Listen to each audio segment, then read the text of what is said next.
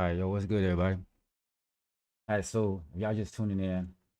So today we're going to be doing a a live lab.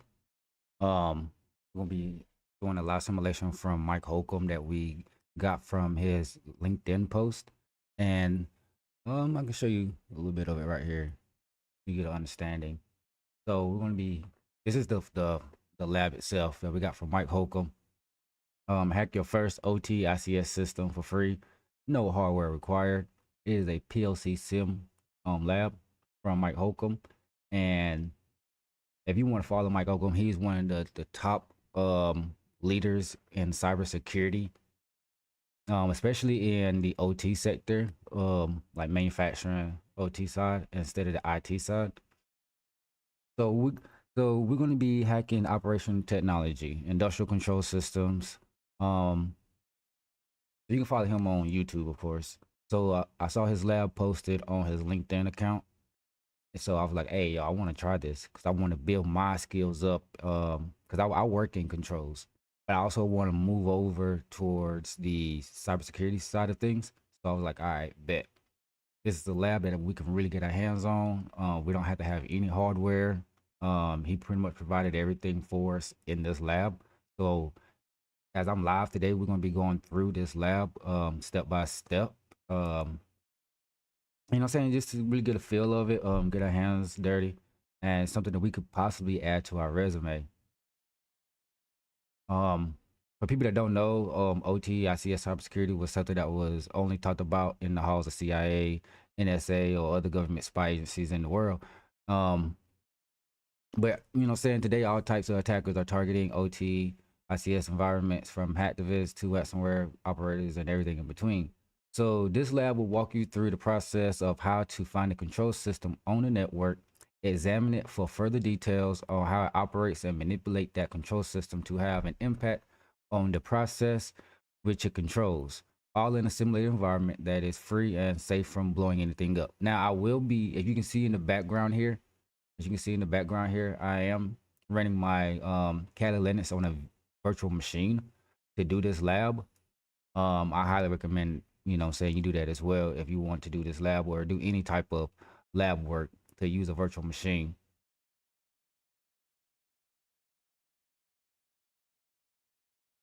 All right, so penetration testing of our OT ICS systems in any production environment should be prohibited due to concerns.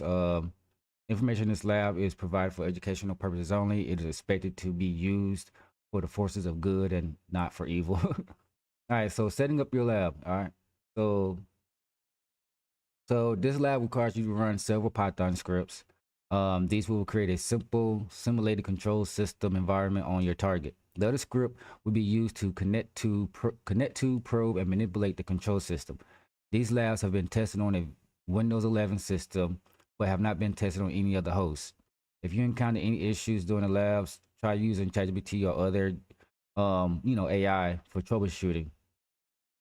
All right, to prepare your Windows system to complete the lab, install the latest version of Python. All right, so we're gonna make sure we have the latest version of Python here.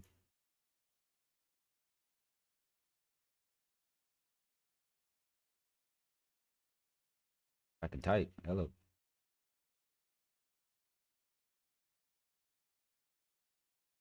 Oh, come on now. Why is it lagging up? You know what? Let's just close that and just open up another one.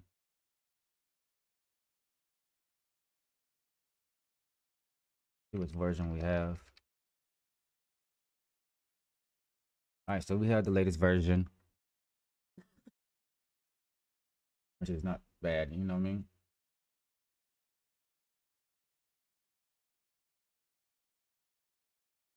All right, so next, we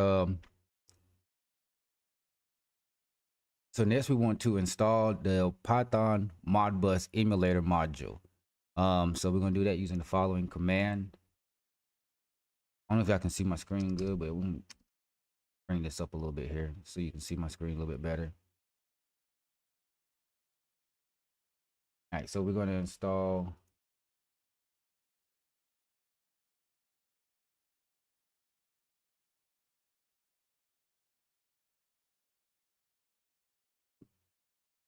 Uh-oh.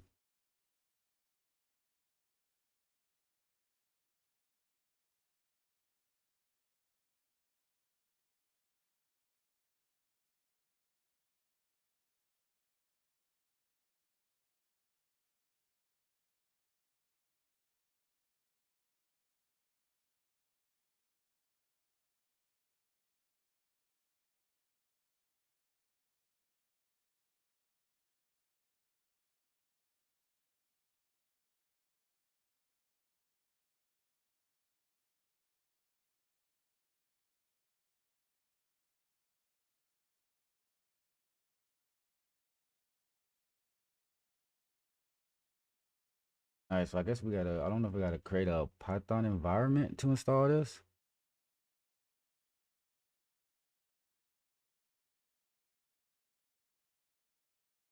Um, let's see here.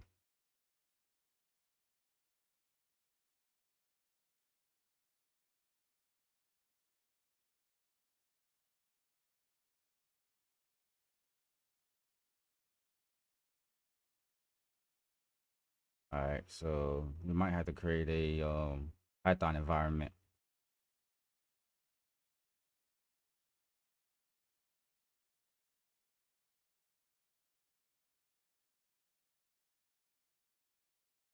All right, let's see.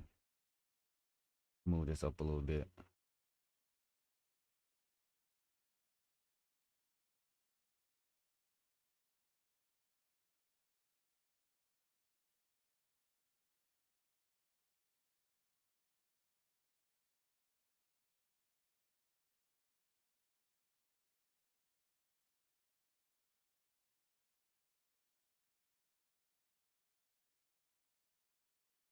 Mm, where's the path to that?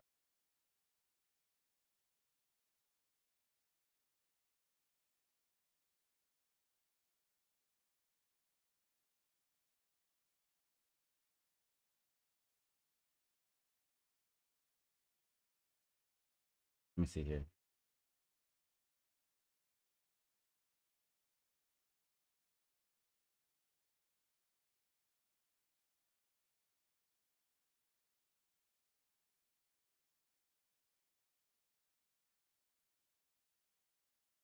See if we can get this going.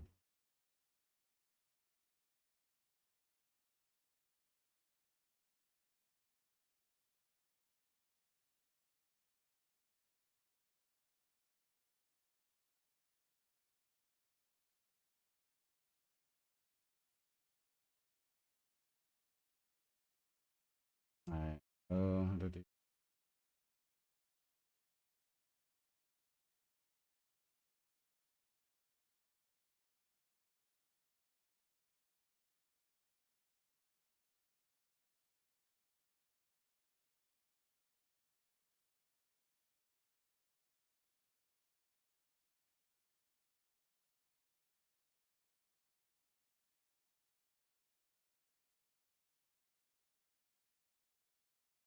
Let's see here.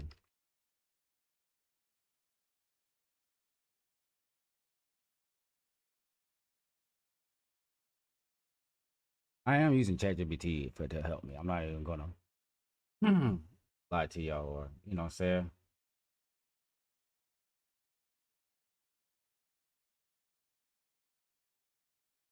So if you see what I did right there, I had to create a Python environment. I just the my env is the name of the environment. You can change it. You don't have to call it that. But this right here, you do need to have this first. And then this part right here is whatever you want to call the environment. So I just kept it simple. Um, and then to activate it, you have to put source and then whatever you called it, bin/activate. And now you have this in front of um their name, I guess we want to call that, at the start of it. So now I'm inside of my environment. So now let's try to um download this. Voila. Is that was that simple. Because we do need to install Modbus. Um, it's a Python Modbus emulator module. So we had to install that. We had to create the environment first to do that.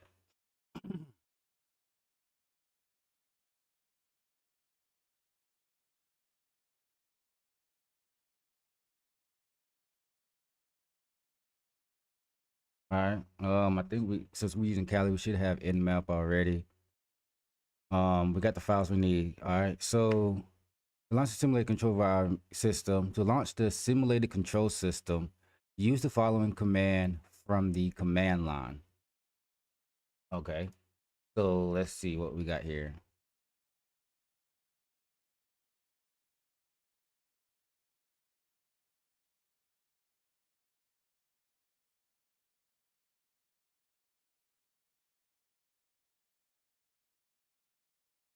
Um,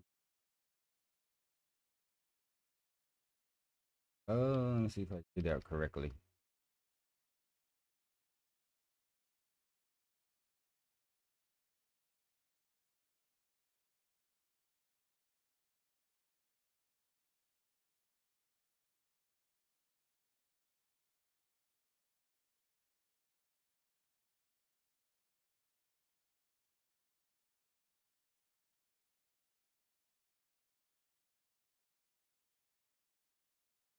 All right, let me open up another terminal here. Let me see because I'm in the environment. Hmm.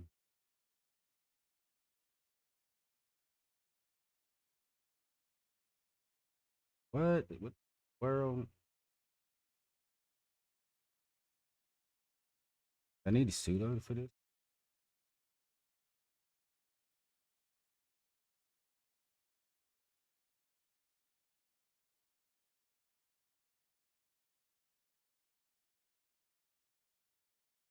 Huh?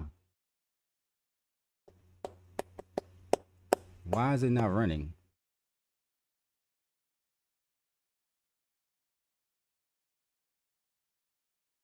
Chat, do y'all see? Do y'all see where I'm making a mistake at, chat? What am I doing wrong? What am I missing here?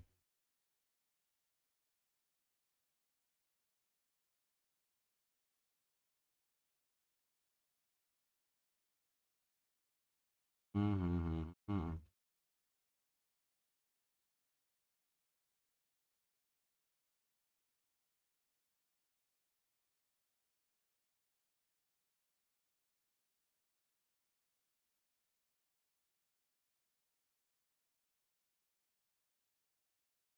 Right, I gotta figure out what am I missing here. Why am I not able to run this Python script? Why I'm not able to run this script?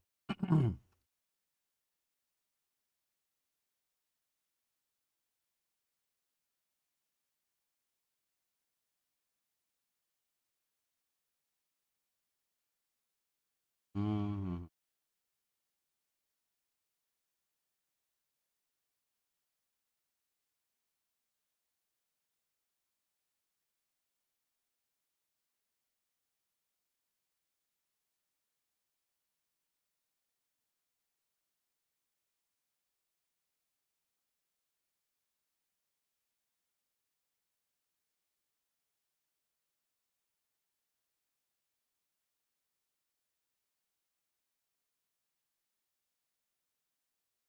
What am I doing wrong, chat?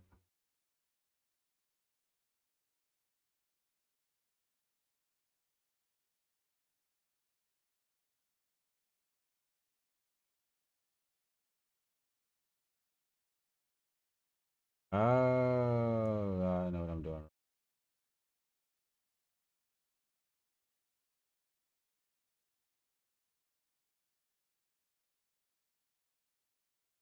I know what I'm doing wrong. I know what I'm doing wrong. I know what I'm doing wrong.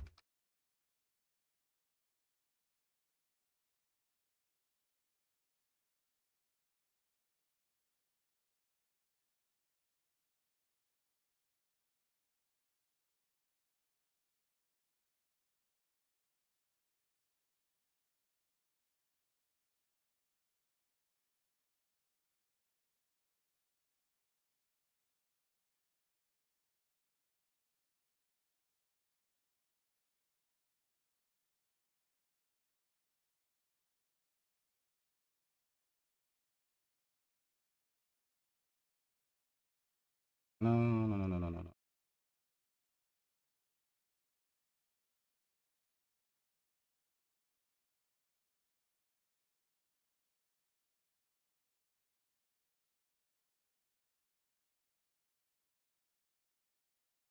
Okay.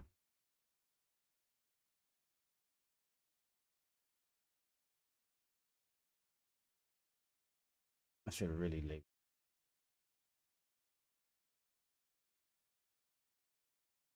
over here. Will it let me rename it?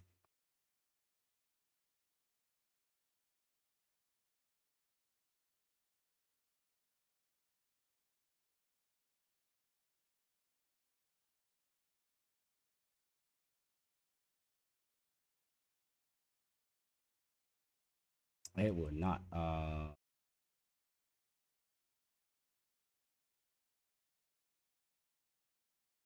It will not let me rename it. I got an idea. I got something for that.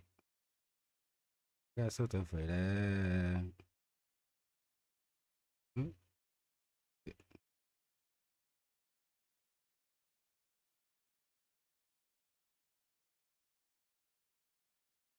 How do I do that?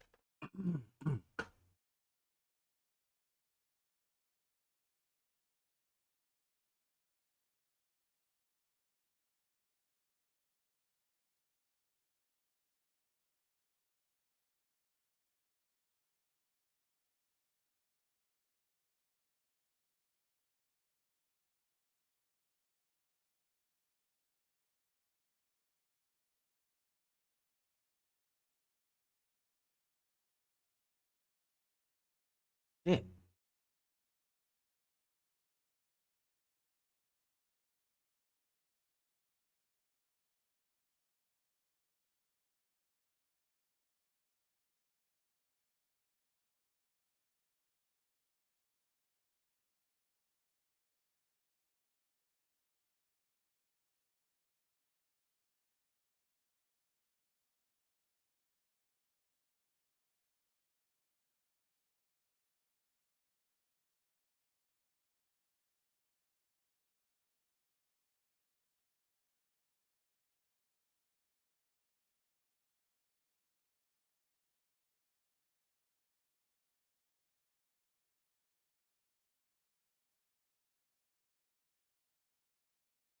I figured it out. Hey, I figured it out. I was wondering, I was like, what the hell? How do I get into that? All right, now we go. Now we can run our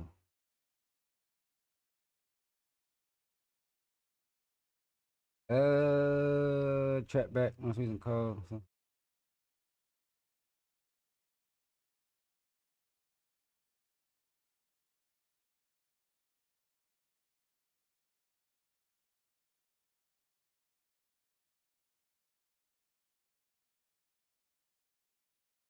What the fuck?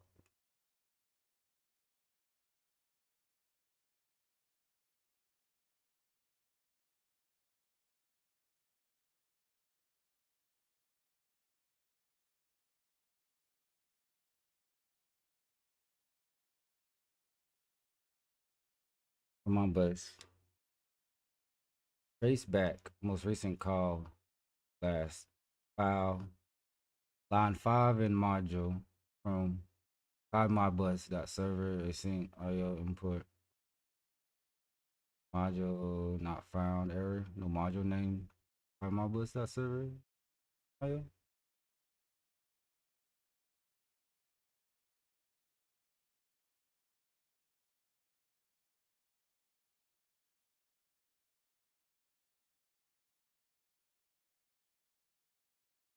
That's weird. That's very weird.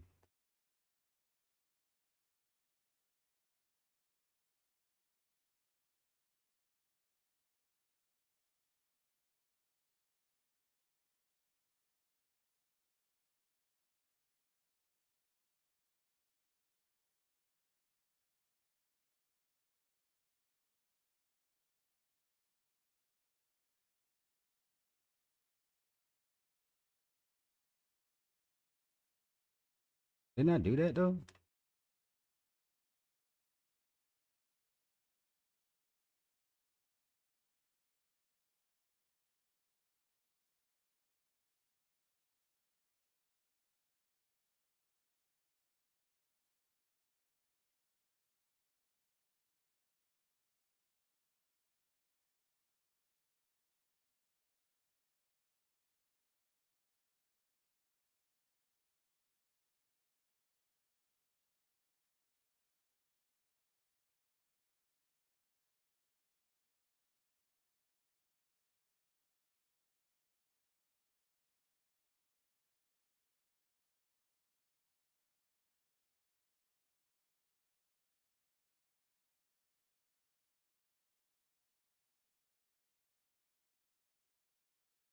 All right.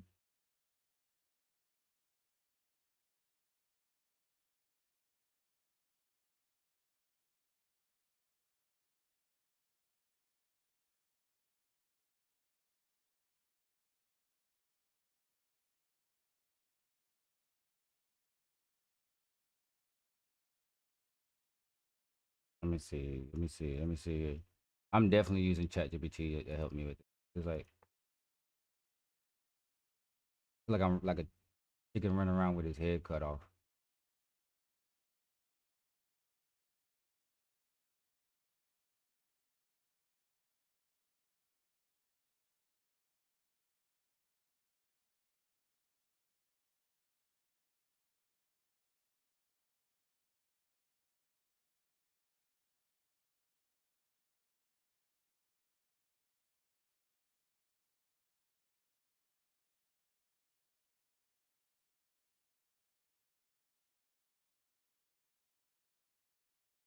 Mm-mm, mm-mm.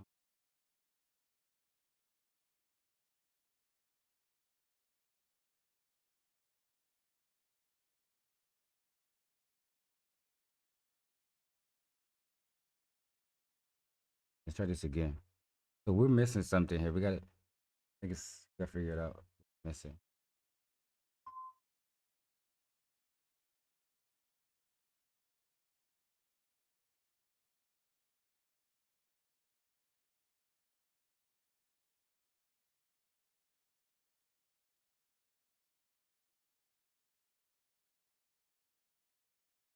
Um,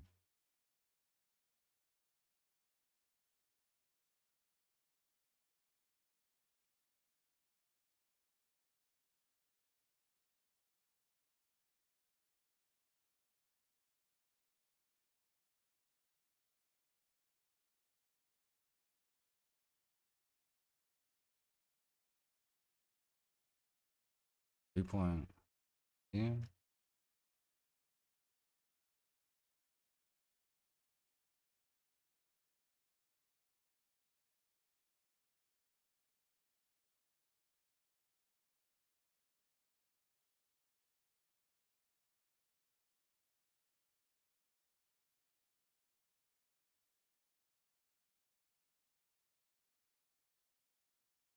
Oh no.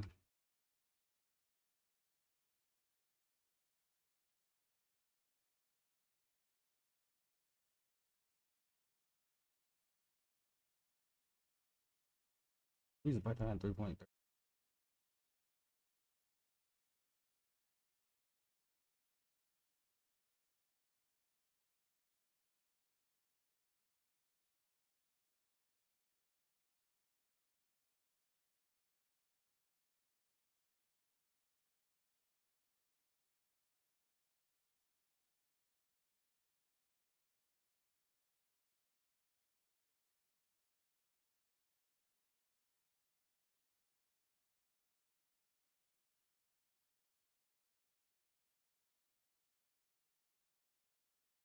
Okay.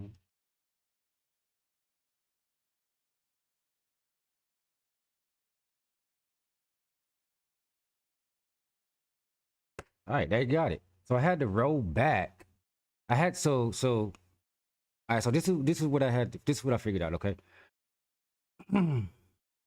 The high Modbus that I installed was like 3.9. It was a newer version, so I had to roll back the version, and I just rolled it back to like 3.3 instead of 3.9, and that allowed me to able to run the Python script. And now you can see on the screen here, this is the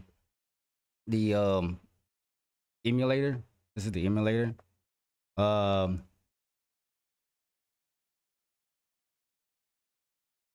this is some type of thermostat displayed on your screen. This thermostat display is referred to as a HMI. HMI connects to a simulated PLC, which would be used to control equipment in the real world, such as a motor or an air conditioning unit. The HMI pulls values off of the PLC to monitor different aspects of the air conditioning process, including whether or not the AC unit is on, the desired temperature, seen here as the set point, and the current temperature of the room being monitored. You'll want to ensure the HMI window is visible at all times. All right, so the set point is 72. Set point is 72. Current temperature in the room is 75. This is a simulation. And you want this to be seen at all times. All right, so we're gonna bring this up here, just in case we can click on this. We want to see this at all times. Let me bring this over here. Actually, I'm bring this over, bring it up a little bit, and then we're gonna bring this over here. How about that? All right. So we want to see that at all times. I'm gonna bring that up some. All right, cool. All right. Now the next step in the lab is to scanning the simulated PLC. To look for the virtual PLC deployment, use the following command to scan your local system for the default Modbus port TCP502. Modbus is the most commonly used OT ICS protocol and the one simulated in this lab. All right. So we're going to create another terminal here. I'm going to create another terminal because we have that script running on that other terminal. So we're going to open up another terminal here. All right. So we're going to do nmap. I can type nmap 127. Okay. No, 127. So we're going to choose our loopback. See it here.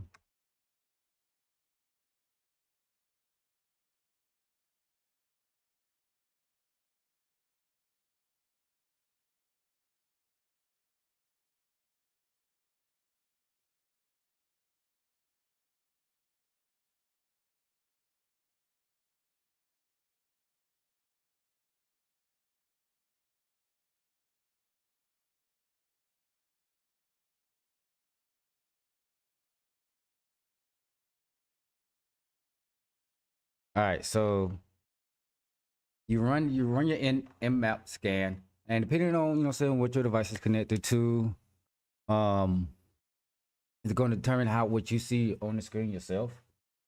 So because it scans the top 1,000 common ports and use on the internet, Modbus is not included in the top 1,000 ports, so we will need to specify the Modbus port specifically.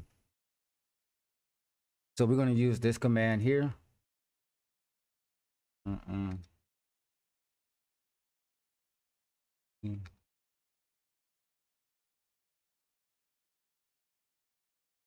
right, as you can see, right here, the port is open. The port is open. That's our Modbus. You see that it's open.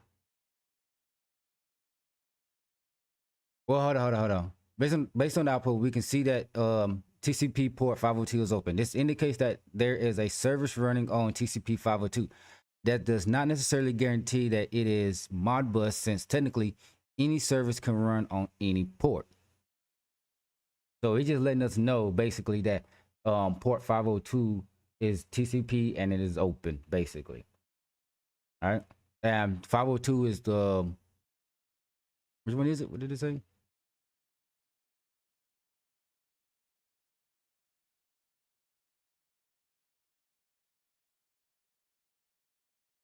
Modbus is the most commonly used OT ICS protocol and the one that's being simulated in this lab. All right.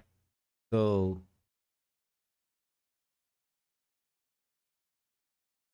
now that we have that, to find out additional information about Modbus and the virtual PLC, use the following command, which uses a custom Nmap scripting engine script to test the Modbus. All right, so that's what we're about to do next. All right, so let me see here. So we're gonna review that again.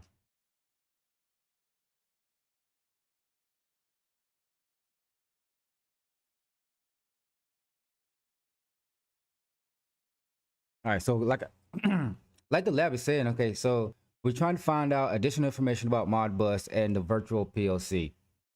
We're using this Nmap scripting engine to test the Modbus. All right, so let's hit enter. All right, so what are we discovering here? All right, what are we discovering here? All right, Modbus discover, slave ID data, Coco Electronics PLC. So it's a Koyo. I say Coco. Koyo PLC. I'm guessing the version is version 2. What else are we finding here?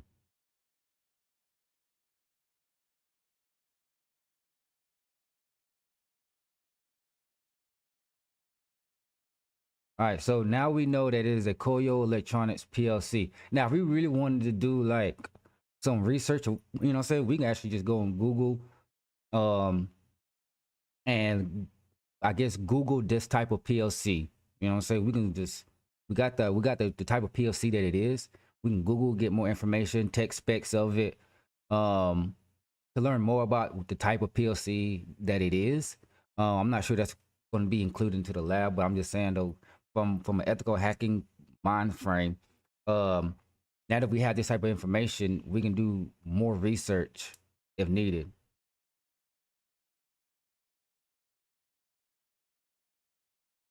Okay, so this simulated PLC was designed to emulate one of my favorite PLCs, the Click PLC created by Koyo Electronics. Based on the information returned by Nmap, what version of firmware do you think could be running on a simulated PLC? So the firmware is going to be, I'm saying version 2.0.3. That would be the firmware. Um, now that we have appeared to have discovered the PLC, we want to start to further examine it by looking at its coils and registers. Coils and registers are how PLCs store data, similar to how you might store data in a spreadsheet table. Coils are used to store binary data, only zeros and ones, while registers can store larger numbers. All right, so next in the lab, we're going to be emulating the PLC's coils and registers. All right, so we're gonna launch the Modbus polling tool using the following command. I'm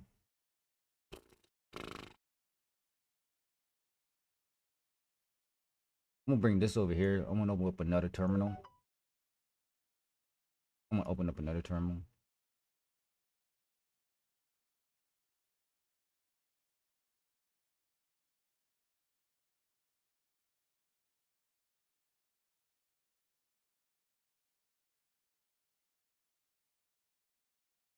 I gotta figure something out real quick. I gotta figure something out.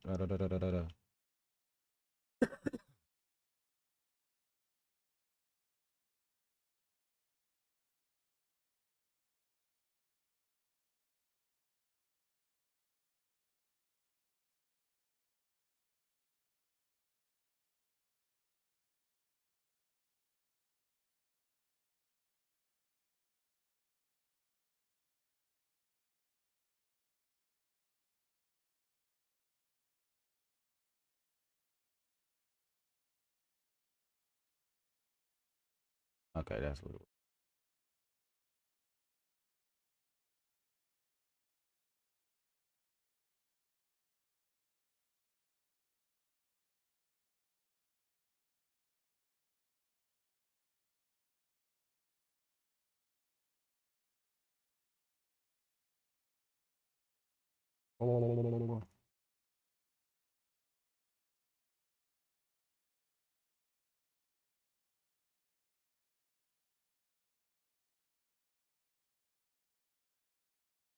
Okay, so we created another Python environment. Create another Python environment, and now we're gonna run. Well,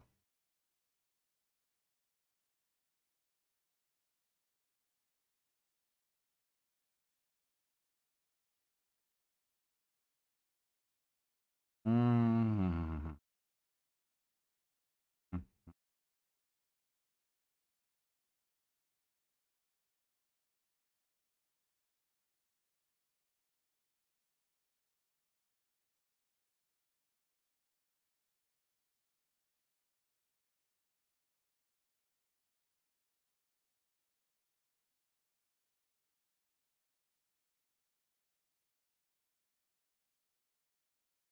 all right, cool.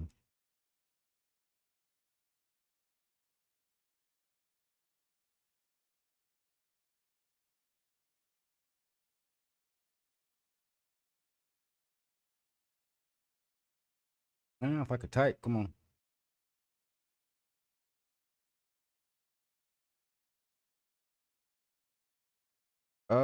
What now? What now? Aren't you know I was pulling to using the following command? Oh,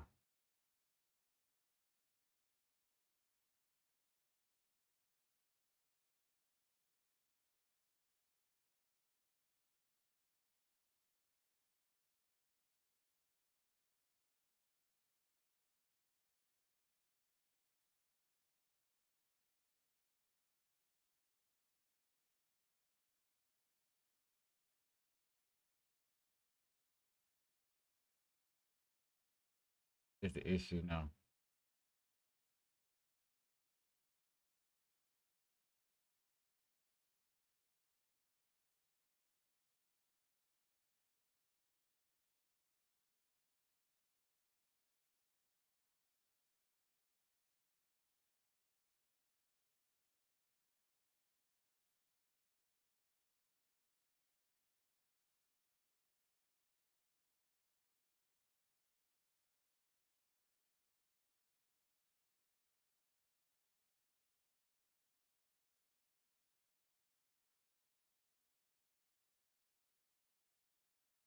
Okay, so I had to install this in. I got to install PyModBus in this environment again.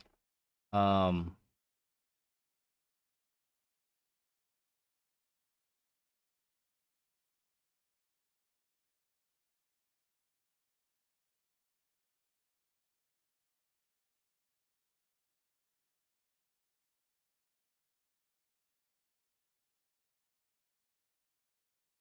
all right, so let's try running the script one more time.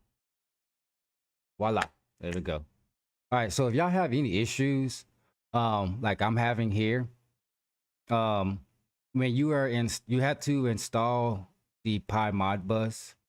And if you like, I got different windows open here, and each one has a different environment, Python environment.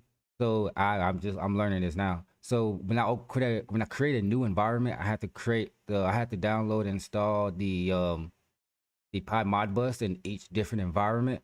And the environment that the PyModBus that I'm installing, where I'm able to see my emulations, are versions 3.3 dot zero here. So if you can see it closely here, I'm using PyModBus 3.3.0. If y'all have any issues, of course I'm using a Kali Linux VM.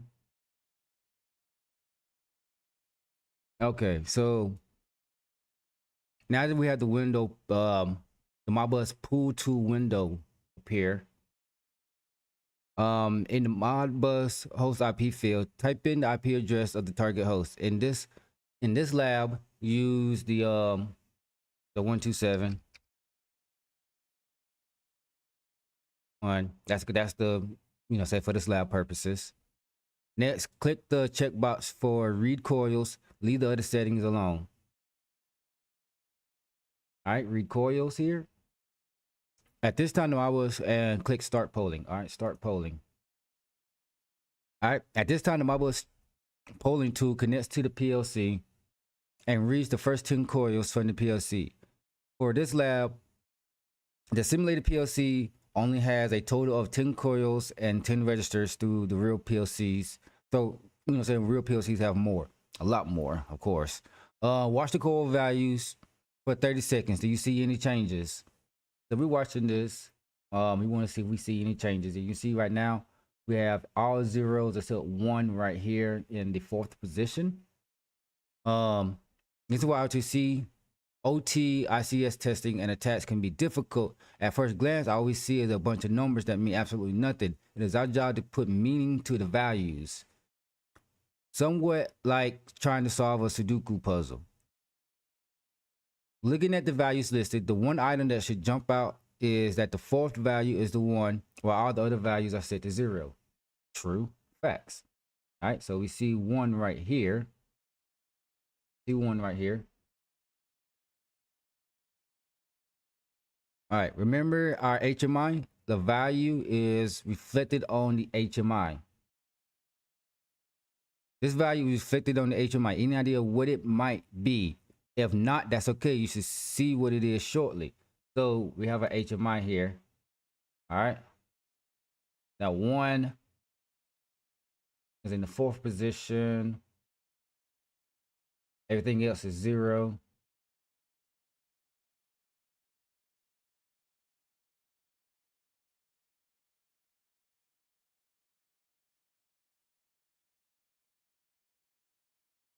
It could be the AC unit status. It could be the status of the AC unit. Remember that coils only store 1s and 0s, so the value can't represent the temperature. All right. Next, click the box for read registers in my bus 2. The 10 registers of the PLC should now appear. All right, we got the registers here. All right, so now you see the 72 and the 74. This is the set point and the current temp. All right. All right, so the 74 here. So this one right here is going to be the current temperature. It's changing, matching the current temperature on the HMI. Looking at both the register values and the HMI, it appears that the current temperature being measured by a sensor hovers between 74 and 75 degrees Fahrenheit. This value appears to be controlled by the 7th register. Registers like coils are 0 base, so technically we refer to this as the 6th register. Right, so 0, 1, 2, 3, 4, 5, 6. All right, remember that. 0, 1, 2, 3, 4, 5, and 6. All right. All right, so next, we're going to be attacking the air conditioning unit and process. That is the next step, attacking the air conditioning unit process.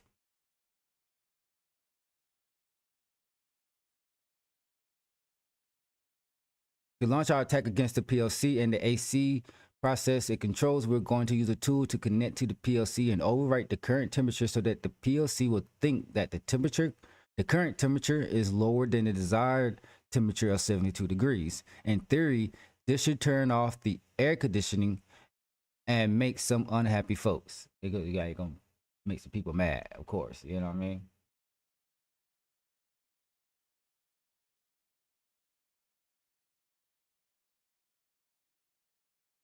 All right. So we're going to bring this over here. We're going to bring this up a little bit. Bring this up a little too. All right, so we're going to do like we did a while ago. We're going to create another terminal, create another environment here.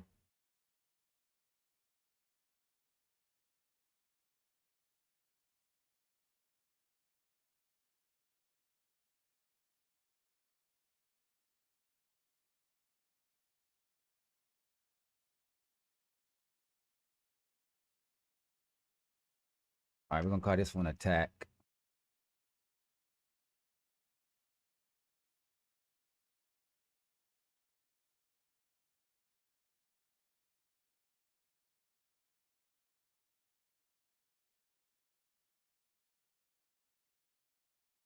Ah, crap.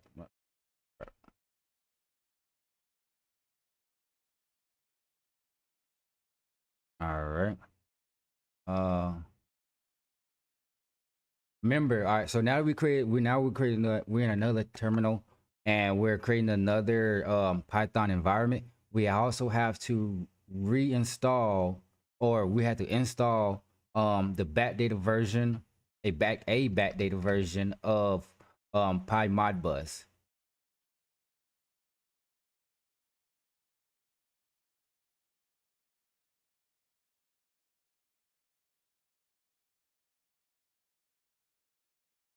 All right. Now since we did all of this, we have all of this. Now we need to go into the folder um where our script is at. Mm-mm-mm.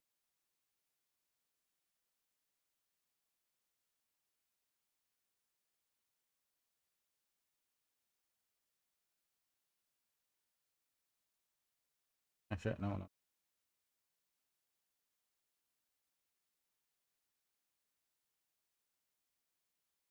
All right, cool. We got that there.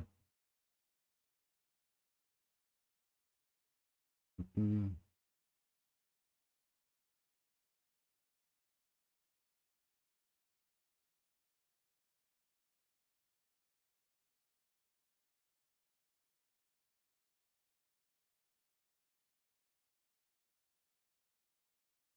yeah. All right. So again, we're attacking the AC unit and the process. All right. So we're running a Python script called Modbus client, and this is what we're going to be using to change and attack the AC unit to change the current temperature or change the set point.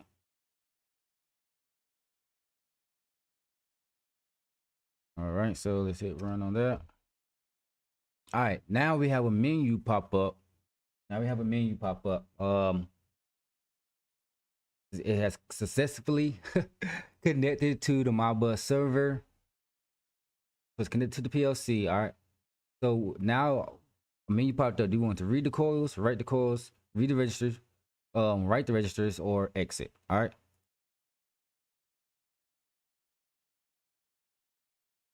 So let's use the client. First, we're going to use the client to read the registers.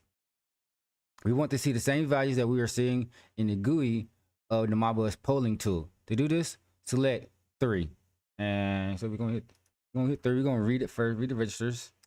We want to see the same thing that we were seeing. We want to see the same thing that we're seeing over here on the GUI. All right. So we're going to hit 0 into the starting. Search to read.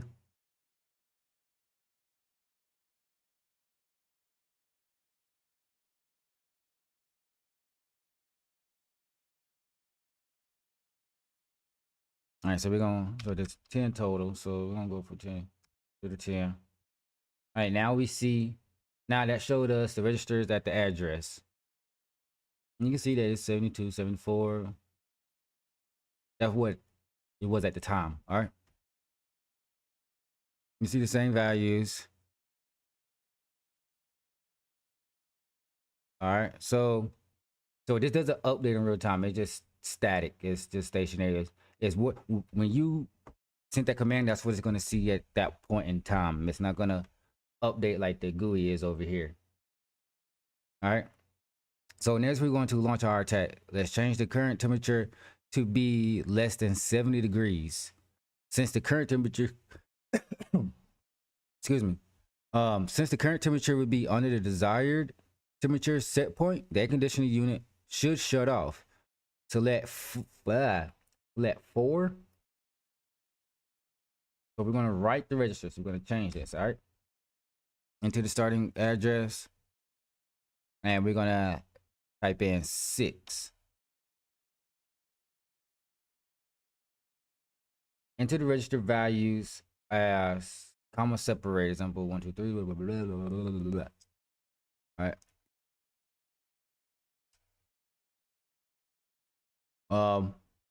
Type in 70 and then hit enter.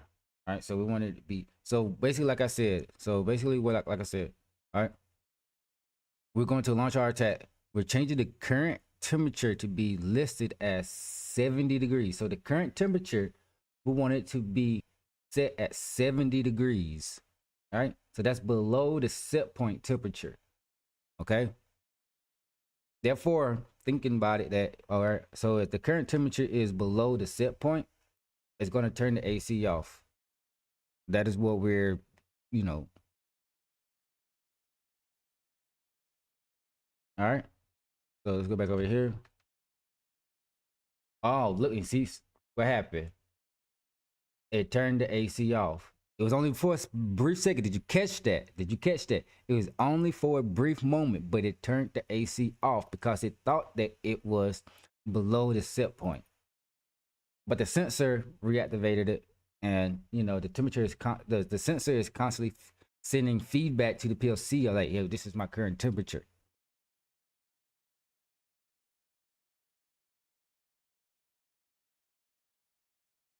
All right, so depending on, like I said, so depending on the timing, you might see that nothing changes or that the AC unit temporarily turns itself off for a split second. But if our goal is to completely turn off the AC unit, we fail. What happens is that the PLC has a temperature sensor that continually reads their air temperature and records that to the PLC every second in the 7th register placeholder or tag. In our case, even if we overwrite the current temperature value, it will immediately be overwritten when the temperature sensor overwrites the register.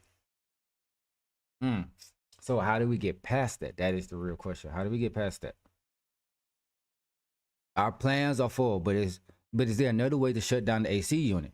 I think there is. I think there is. I think we can actually I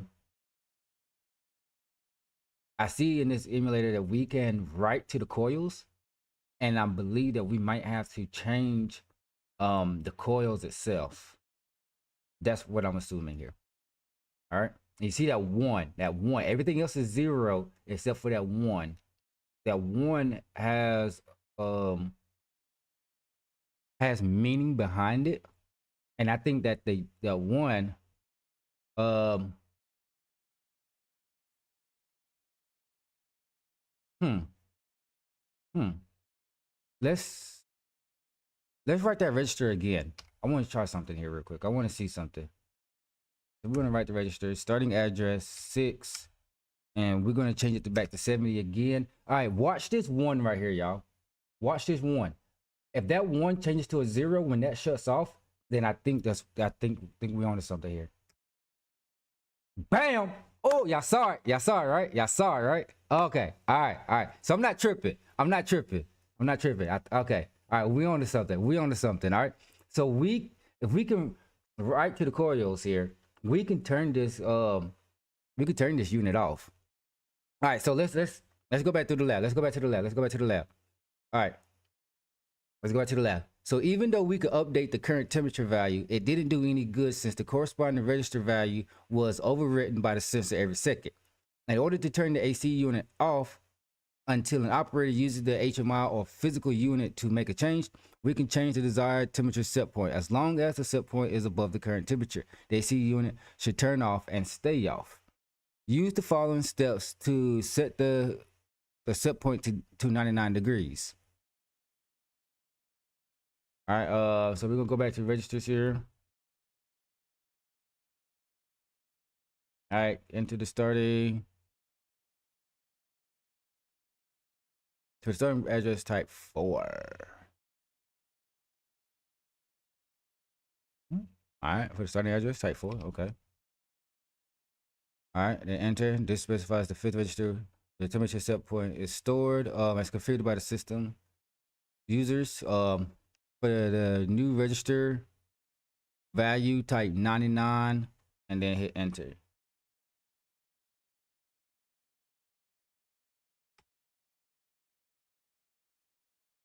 All right, so so you permanently changed the set point. So that turns it off as well too. Okay. Okay.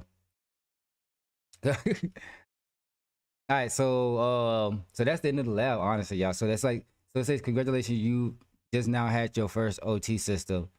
This is something you've done. Hope you found it helpful. Um, things aren't as complicated as you think. Sure, things can get more complex when you're looking at attacking a power plant, water treatment facility, or other type of environment. But at the same time, the basics are still the same. Locate the control system, emulate the values, manipulate the values to manipulate the process. I want to go back into this. I'm gonna hit 4 because I want to see. We're gonna change this again. 4. I'm gonna put that back to 72. I think it was. All right, cool. All right.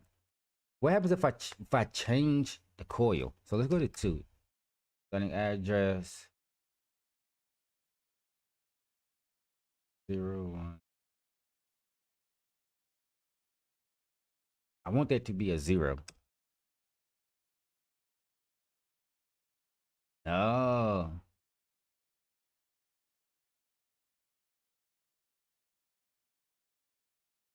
So let's try that again. Try that again. No, no, no, no.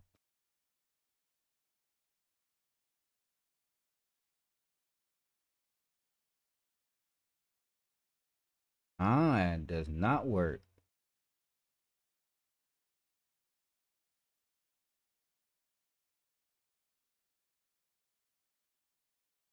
That does not work. Changing the coils does not work.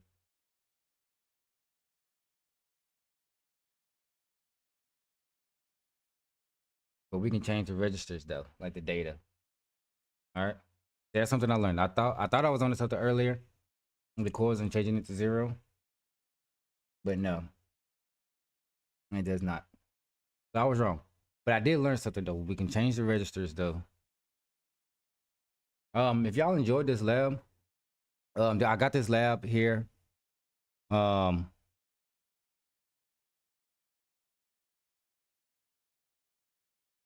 let me see here. I got this lab from Mike Holcomb off his LinkedIn. You know, you can subscribe to his YouTube channel. This is Mike Holcomb. I'm learning cybersecurity. I work in ICS. I work in industrial controls and OT. Um, but I'm trying to move more towards the cybersecurity side of things. So this is my way of learning, and saying doing labs like this is helpful. Um, I have my own PLC here that I've been practicing. I got my own home lab set up here that where I practice. But doing these labs, it helps me because now like what I learned from this on is how to really set up my Python environment that I need. There's different layers to set up Python environments. So I learned that. I learned how to really dive deep into wanting to understand what I'm looking for. You know what I'm saying? Trying to think outside the box of what I should be looking for. So when I do actually connect to a PLC or something that's on the traffic, the network traffic. If y'all actually want to stay tuned, he actually um um Mike Holcomb is actually doing a live event in the next 15 minutes uh on how to hack into um PLCs and stuff like that. He actually doing a live video here, I think on LinkedIn. Learn how to say it'd be learn how to hack.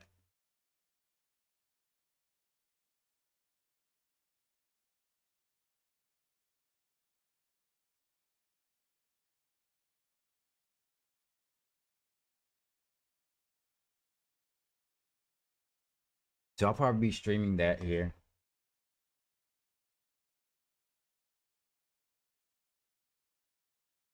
in a second.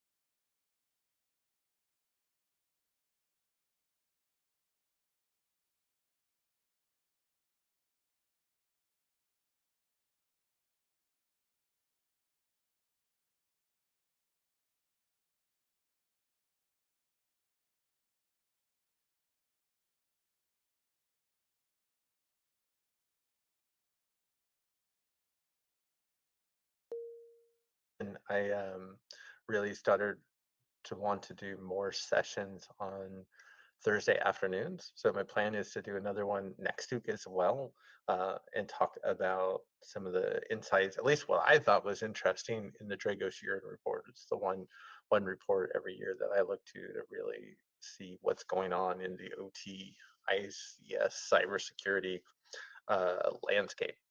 And then, so we're going to talk about that next week. I think there was a ton in there that didn't actually get as much attention as it should have. So we're going to spend some time with that.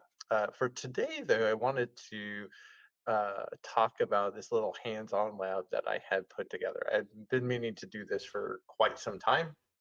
For those of you that know me, though, I always talk about I am not a developer. I do not have the patience. I admire anybody who does. I'm very jealous of you. I just don't have that temperament. I know, uh, but ChatGPT can definitely help, and other Gen AI tools. I tried a few. ChatGPT is just the one that seems to work the best for me, and to be able to create a simulated uh, OT environment that we could start to test with. And then the idea was, especially with my pen test class coming up, to have, of course, additional environments and lessons to build off of. So you learn more, as you go along. So this one is actually kind of like the second lesson. So it's not starting at the very, very beginning. Uh, and you'll see what I mean in a second. Let me go ahead and share my screen. I did have a couple of slides that I pulled from that class as well because I thought it would help set the stage. And then I'm just going to share out my entire screen because that'll typically make it easier, except when you see everything.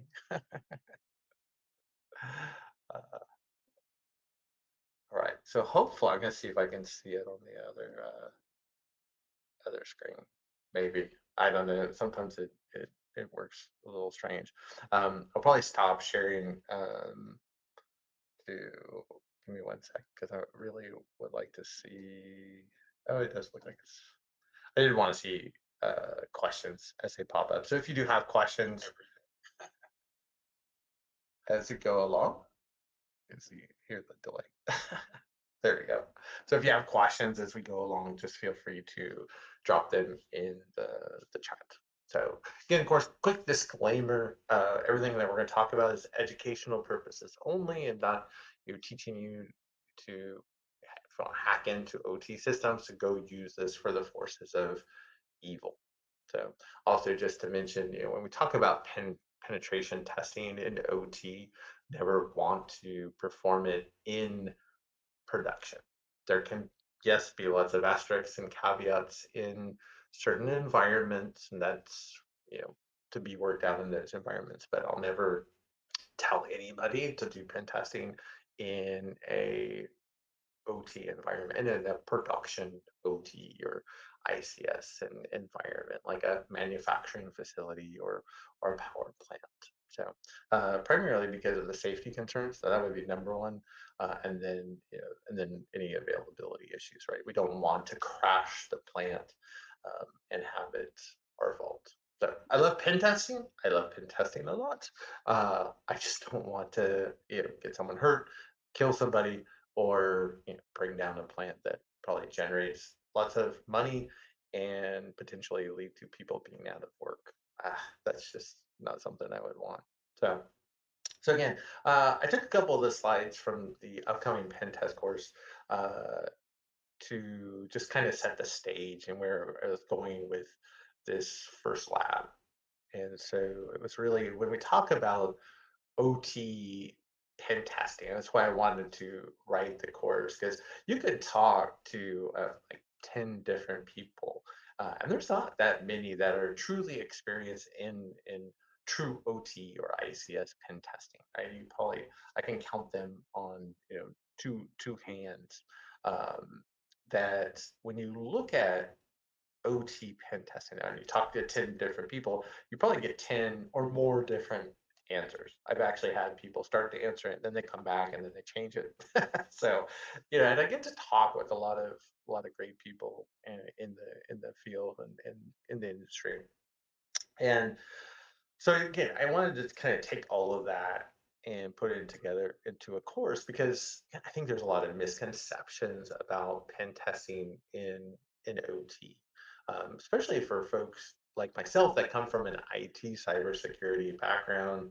It always seemed very mysterious, right? And I'm an old school pen tester, right? I've been doing pen testing for 20 plus years, probably 25 plus years at this point.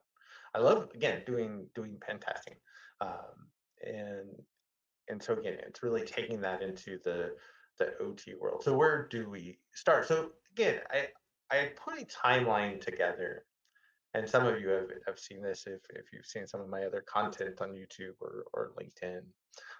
And actually, I have even a newer version of this. But the idea, the two things that this shows. One is the number of attacks that impact OT environments, whether they come, whether they're traditional IT attacks or whether it's, OT specific attacks. I'm not trying to distinguish between the two, but the number of attacks against environments is increasing, right? Um, and in the course, I like how it really came together. I'm really excited about it because each section starts with a case study, the real world. So we actually start with Frosty Goop, which I think a lot of people probably agree, not the greatest name. No offense to our friends at Dragos. Whoever discovered it at Dragos, they're the ones that actually named it. But Frosty Goop, you see, not long ago was actually used. It was a very simple tool that the Russian state adversaries had used to modify the controllers in apartment buildings in the Ukraine. So it was the middle of winter, sub-zero temperatures outside, and they used this tool to turn off the heating in 600 apartment buildings, not apartments, but 600 apartment buildings, and use it to shut off the heating for 2 days. I think until they actually figure out what the heck was happening. Yeah, that had to have been a horrible experience for the folks living in those apartments, to say the least, as you can imagine. Right. So there was a real world impact. So I like this example. No one died, right? But it was not very fun to say the least. From if you were in those apartment buildings. Okay. Um, that's what we're just talking about. And that the attackers got onto the OT network and then deployed this tool called Frosty Goop to be able to connect to the controllers and make changes so that way it would disable the heating. And so I actually did in my DEF CON presentation at the ICS Village last year was building actually Frosty Goop, replicating it from the Dragos research where that they had released, talking about the tool and using that to build out the tool because it's actually a very simple tool. Now, if you've never seen anything like this before or haven't even heard of Modbus, then this looks really, really weird, and I get it. Right? Trust me, I started exactly where you are. But part of, again, the idea of this session, the pen test course is really to help walk through, right, what we're actually talking about, what this actually means, and how it's not actually that difficult. And so that was again a big part of that DEFCON ICS Village presentation was looking at recreating the tool using ChatGPT, right? 15 minutes or less, you had a All right, I'm full back, working y'all. copy of Frosty Goop and this state adversary application or tool. Right? Um, but hopefully you'll see after this session, we're not talking about rocket science. So, and that's what we're going to look at.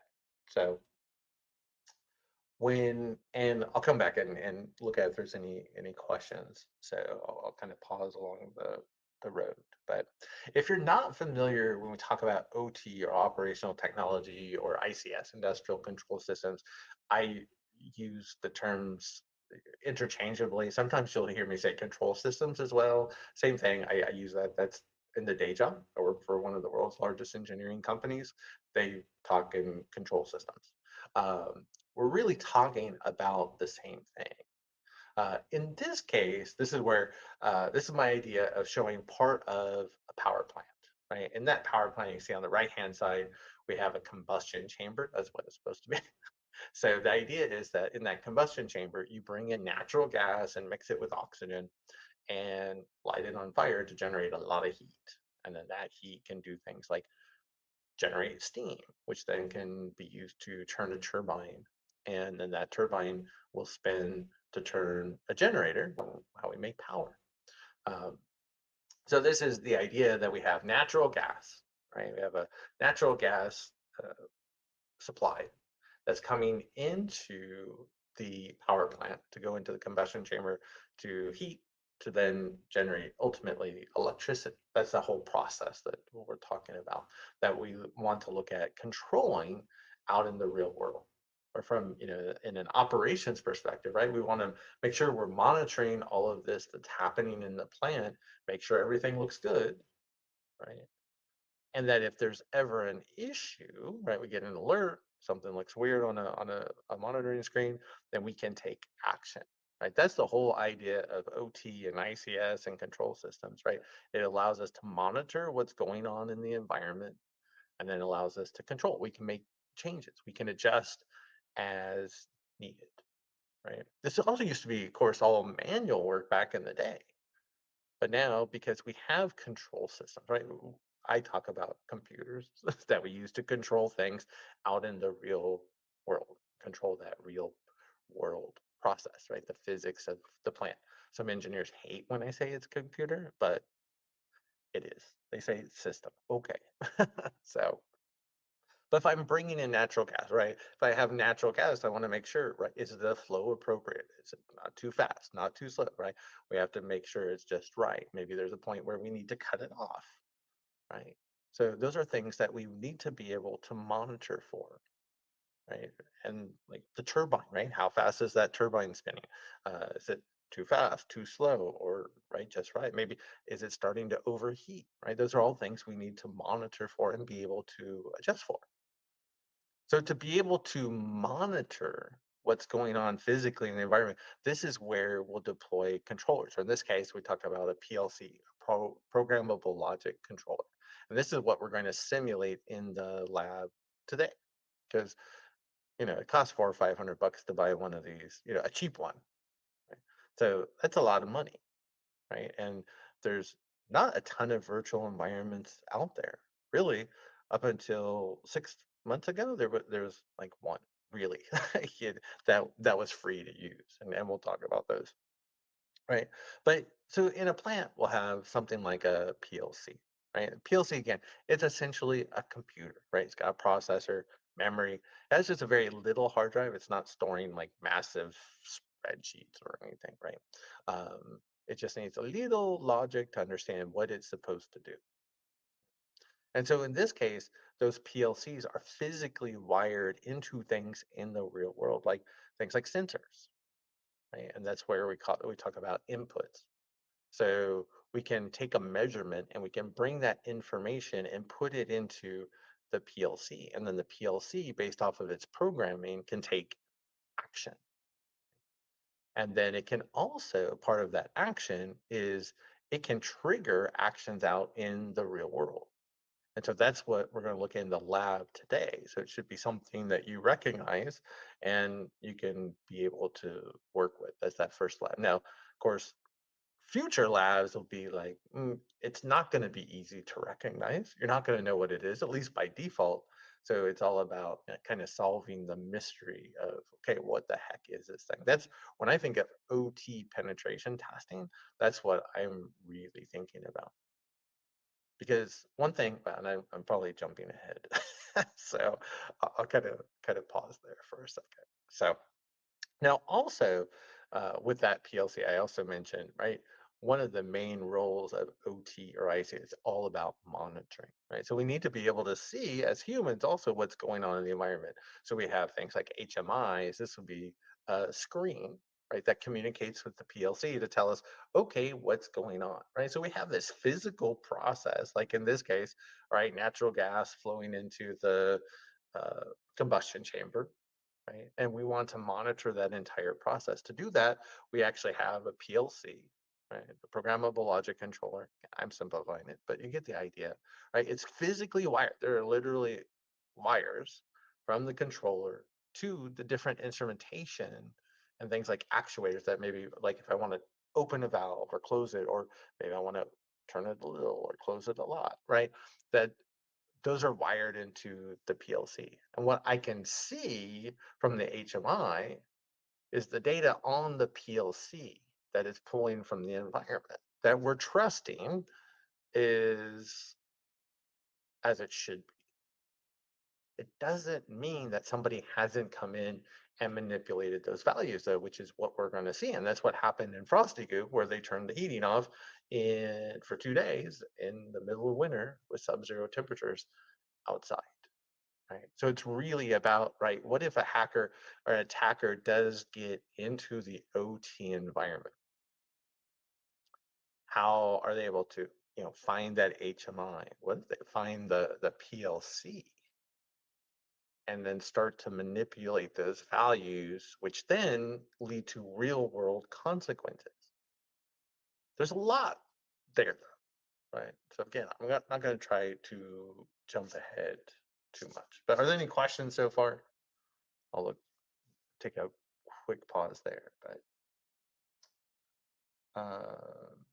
so Clayton asked, how does Frosty Goop differ from other Modbus TCP tools and utilities? And, and that's actually kind of I guess, a fun question, because what you'll see is it's probably not much different, honestly. And again, I recreated it in ChatGPT in like 15 minutes or less based off of the Dragos research. Um, what you'll see is, and actually, I have a whole rant in the pen test class for this, because it's interesting because there's like some old school Modbus tools out there. A lot of them are created for like OT technicians working in the field, and they want to charge you for like $100 for these like 20-year-old tools. And like, I'm not paying for that, So I'm like, I'm going to create my own in ChatGPT. And there's other people that have created their own without using Gen AI. Again, I'm very jealous, but that's just not me. so so there are a lot of kind of like these one-off um, tools for Modbus that are out there. Yeah, so there's a lot. One Marcel Rixen, who's out at Germany, he actually did a video on the labs we're going to talk about today, and he actually used there's a tool. I forget the gentleman's name. I feel bad now because he had put a message on LinkedIn, but he has a tool called Buspone.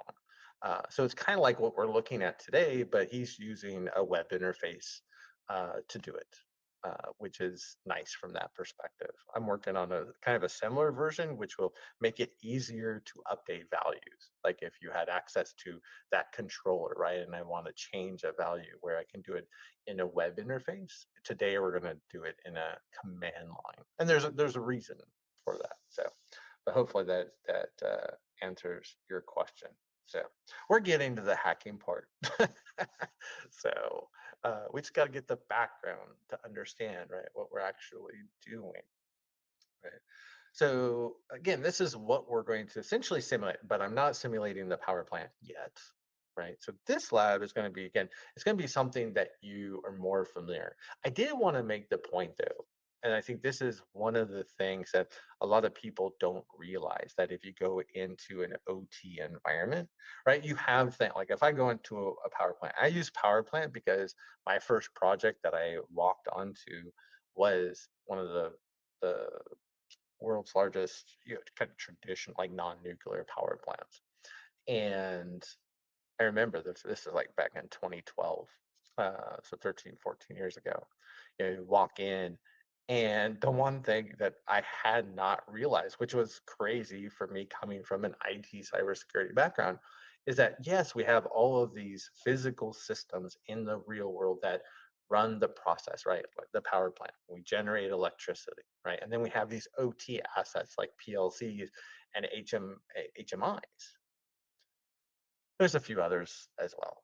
But the idea is that everything else in the OT network is what we always see.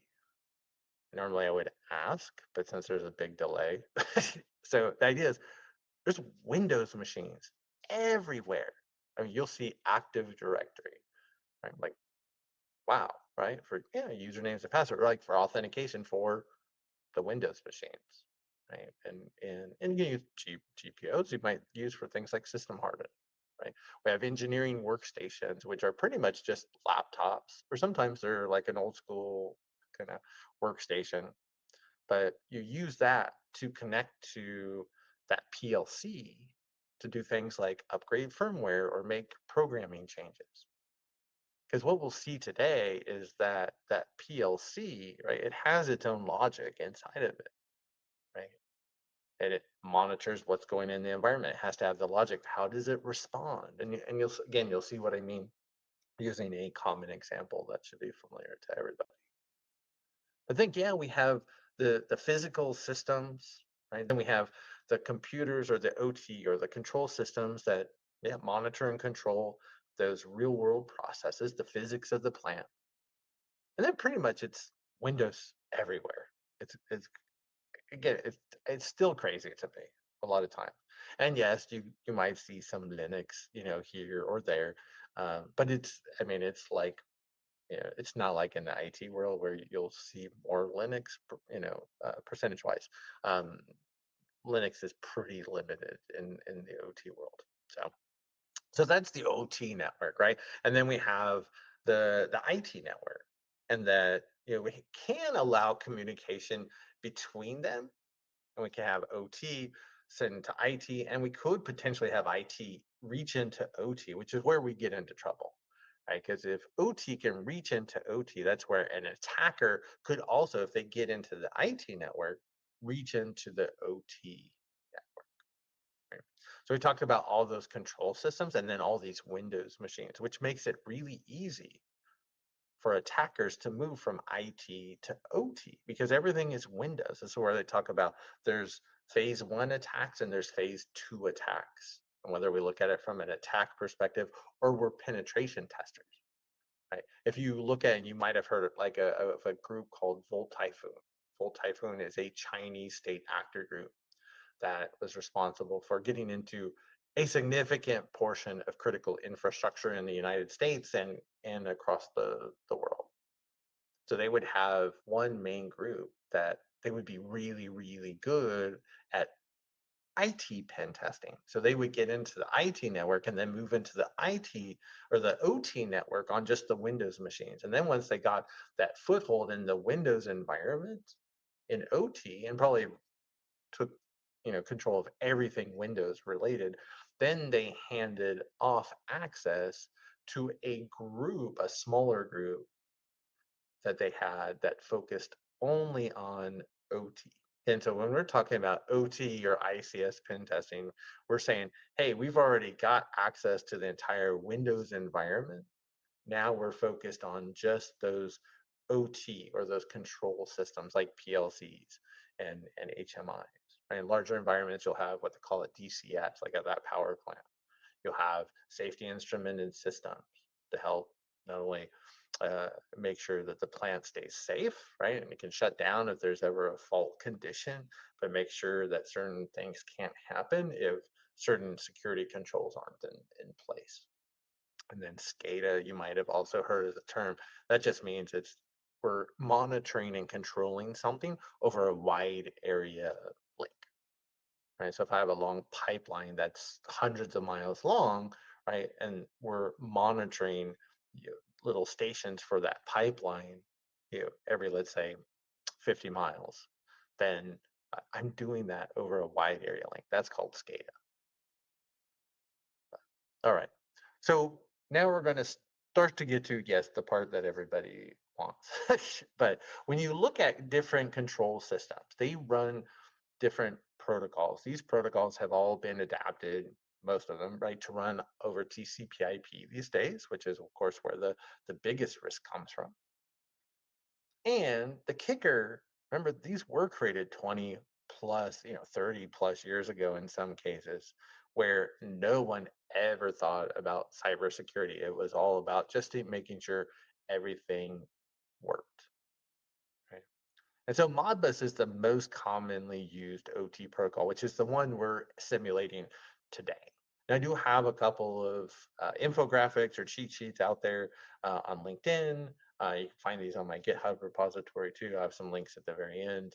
But so for things like Wireshark, Nmap, and and to help as right we go through kind of looking at these assets. And of course, we do put a firewall between IT and OT, ideally, if not multiple firewalls for a DMZ, right? So that'll help limit the traffic, right? So what if that attacker gets into IT? We want to try and limit what they have access to, right? Um, and that's it for slides. So as you saw, it kind of went to the end. So now I'm going to go ahead and pull up the simulated environment. So I'm actually going to, I think I have the link to the Google Drive. Yeah. No, that's the course. Let's see, because I was going to share that with everybody. Let me put this in the chat. The screen is going to look really weird for a second. So if you haven't seen the labs that I put together, like on the LinkedIn post, there is the link to Google Drive, and this is what you'll pull up the browser so you'll see what's actually in there. So there's a couple of files. So there's a PDF that's actually the walkthrough of now what I'm calling OT Pen Test Sim Lab number 1. Right? So there's a walkthrough about like downloading it and getting it to run. And then there's 3 different Python scripts that are there. For me, I've just copied them over into this folder called C scripts on my machine. Okay. So to launch, I'm going to bring up my command line. I'm going to kind of make this a little bigger for everybody so it's easier to see on the screen. And then I'm going to go ahead and launch the kind of the simulated environment. So I'm going to do Python and then I'm going to do OT pen test. Oh, let me change directories. Sometimes I know what I'm doing. Python, OT, pen test. Okay. So when we run this is one where, okay, it's simulating 2 things. It's going to simulate a kind of a virtual, it's like a simulated PLC in the background.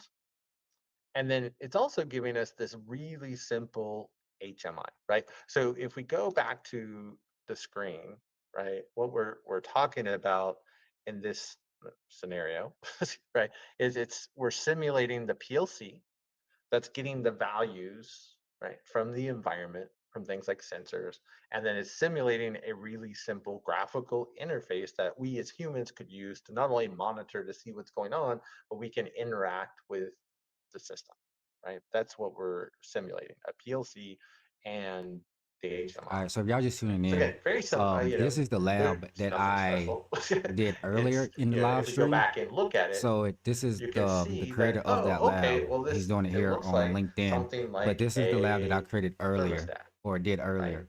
Because again, I figured this is something that we've all probably seen in our lives in some way, shape, or form, right? You might have one in your house or at the office or at your school. And so you can see that it shows it has connected status, which means the HMI is talking with our PLC. It's showing that the air conditioner is running, right? So the AC unit is on. Now it talks about the set point. Now, a set point that we have is actually a term that we have in control system. So we'll actually place the set point, the value of, well, in this case, what do we want the temperature to be in the room, right? So in this case, we say we want the temperature to be 72 degrees, right? Fahrenheit, right? So sorry for all the folks outside of the US.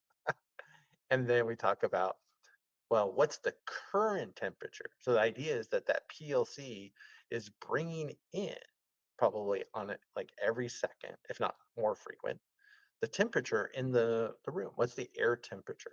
In this case, and you can see if you watch it, it'll fluctuate between 74 and 75, right? So it's kind of like right on the edge. Right. So the idea is there must be, we can assume, logic, right, in the system that says, hey, if the temperature in the room is greater than what we want it to be, if it's greater than the set point, right, if the current temperature, in this case 74 or 75, is greater than the set point, the desired temperature at 72, turn the air conditioner on and leave it on, right, until the temperature in the room comes down. Right. And that's all we're talking about. And then we get a green box that says saying the air conditioner's on. And then you can also see that there's also a little dial. So that way if I want to, change the set point, you can see, oh, if I did change it, right, to 77, like you would a thermostat, oh yeah, the air conditioner actually turns off. My air conditioner just literally turned off. That was freaky. So, but you get the idea, right? So we're going to go ahead and set this back to uh, 72, right? We're saying we want it to be 72. It's 74, 75. The air conditioner comes back on, right? So hopefully that makes sense. So I'll look through and see if there's any questions real quick before we go on. Hey, Leo, welcome back. Um, I don't have these slots, but I can make them available. Yeah, for sure. Um, or then if you wanted to just ping me, and I have the links to the upcoming OT pen test course. There's a lot more slides there. So, and it's pay what you can. So, I'll I'll mention that at the end. So, thanks, Amit. Um, yeah, thanks, Mark. And yeah, there's that's always, there can be Python issue depending on how your system is set up for sure, because everybody's different. I do want to get those packaged as exes just to run. That'd be so much nicer. Um, I'm still working on that though. So I gotta to figure out. Let's see. Caleb's asking and curious how teams are staying proactive in their OT environments when it comes to identifying and responding to potential threats. There's a lot there. I will just say Rob Lee highlighted this at Besides ICS last year, or no, earlier this year. Sorry, was that about he feels that, and if anybody knows, it's Rob, that there's only about 5% of OT ICS environments globally actually doing network security monitoring. I would even say that probably half of those are not doing a good job. So there's very few environments actually out there doing monitoring. So, but hopefully that answers the question. So, all right. So we have our HMI, right? Now we want to interact with, not, remember the HMI, right? We could potentially, it might have something like VNC on it, and then you could literally connect to it over the wire and start pushing buttons. A lot of these days are also, they're just web pages, so you can start clicking on things. That's where some of these like hacktivist attacks that we see happening in the news that happen, right? Because they just get an HMI and they just start clicking on things, right, just to see what happens. And sometimes you can make, yeah, something happen. Like there was a water facility in Texas that had like a couple gallons of water spill outside of a tank because somebody was clicking on the HMI, right? Not the end of the world, but there was still was a real world impact. It's just a matter of how bad is the impact. Thankfully, we haven't seen anything super bad yet. Doesn't mean that we're not though. So, which is why we're here, right? So we have a couple of tools. Again, these are ones that you're not going to pay $100 for. There are a few other ones that come, like if you're running Kali Linux, which we do in the OT pen test class. But I try not to always go directly to Kali Linux, because if you think about it, How many people are going to be able to bring a laptop in running Kali Linux into like a power plant or a manufacturing facility? You're not, right? But we have Windows machines everywhere. So why not install some tools on those if we're talking about doing testing ourselves, right? So that's why I focus a lot on just using my desktop because yeah, A, it's easy, and B, yeah, it actually reflects the real world. We've actually had employees fired for bringing in things like Kali Linux into sites. We also have one guy bringing a Flipper Zero one time into a rail environment. Yeah, it's just when their safety is an issue, right? It's our number one priority. We just don't, you know, we don't take chances like that. So, anyways, so remember, there's a couple of tools in that folder, right? So there's the Modbus client, and then there's a Modbus polling tool, and this is one that I have in the class that it evolves over time. So you also see how the tools change because if we run the Modbus polling tool, what it does, you see, it kind of ugly, right? But it does the job, right? So I can give it the IP address of the PLC. So in this case, right, it's just simulated on the local host. You can see it's going to reach out and it's going to pull the PLC values every second. Now, the PLC stores information like the current temperature, the desired temperature, whether the air conditioner is even on or not, right? It stores those in what it calls coils and registers. Coils, and what you'll see if I start pulling, coils are binary data. It's 0 or 1, right? That's it. So here you can see we have 10 coils. It's actually 0 based, which I always hate. So it's like the first one is number 0, and then the second one is number 1, regardless for now, right? The idea is if I'm just looking at the coils, there is something that pops up, right? I see 0, 0, 0, oh, 1, 0, 0, 0, 0, 0, blah, blah, blah, right? So I see all zeros and then a number 1. Like, okay, interesting. So that 1 might be something of note, right? And a lot of common systems, right? 0 means off, 1 means on. So could that indicate whether the air conditioner unit is on or not? Yeah, there's a very real, good chance that that's the case. And like in this example, yeah, it actually is, right? Um, we can also look at the registers. Now remember, coils only store zeros and ones. That's it. If you want to store a higher value, then you have to use a register. So then you can see, well, oh, okay, if I'm storing temperatures, right, then I can use register. So in this case, right, I see a bunch of zeros. And then all of a sudden I say, oh, 72, and I see 75, right? So it's and 74, right? Because remember, it's changing I think I've said this, change every 5 seconds.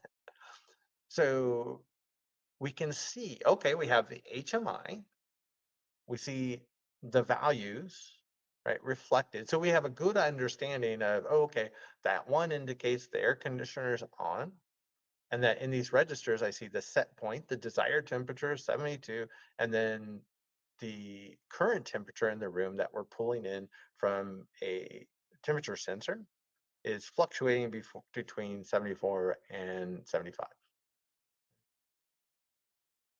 Very cool. Now just think for a minute though, because like, what if you just saw this and you didn't have that HMI? Then you might not as easily guess what those coils and those registers mean. Or like in this case, I could probably still think, ooh, 72, right? Desired room temperature, right? A 1 means something's on, right? Right? A 1 means something's on, right? But there are a lot of real world examples that you can look at where you'll first connect to that control. You'll have no idea what any of that means. So this is where we start when we talk about where do we start in OT or ICS pen testing, this is one of the ways, right? We start when we can connect to that controller and start to pull data off of it. But what are we doing with it? And that's really the key because we have to reverse engineer the entire process to understand what can I change to make a real world impact. And that's what we're going to do in this case, right? So again, we have the HMI in this case, so we're very lucky, right? And that, all right, we have this polling tool and it just keeps sitting there every second to pull the data in there every second to pull the data in that little GUI. Okay, in that little GUI. Okay, that makes it nice. Again, there's other ones out there, like $100, which just again blows my mind. But hey, if you can get $100 for a 20-year-old, look over questions while we're waiting for that. Uh, Oh yeah, thanks for Pedro. Thanks for the support. Yeah, Hamza. Yeah, you can. My YouTube channel has um, all of the it's like 25 plus hours, and then the new version is going to start coming out in probably mid October. Mid by Halloween. How about that? So doesn't mean I don't mean hold off on it. So but yeah, and yeah, I'll mention the pen test course. Again, it's pay what you can. Feel free to come for free. That's not a problem at all. We'll mention all of that. Um, Hopefully the stream quality is not low. It looks good on my end, but hopefully that's not the case for everybody. So, if anything, the recording will be available after, including on YouTube. So, if it looks blurry from your stream, it should look good on the YouTube recording. I would hope. So, all right. So let's go back and oops, for a second. All right. So remember, we have our HMI. We have our little polling tool that we created in 30 seconds or less with ChatGPT. And then now I'm going to run this tool. You can see it's called Modbus Client. So this is one I was using in the DEF CON ICS Village and a couple other talks last year.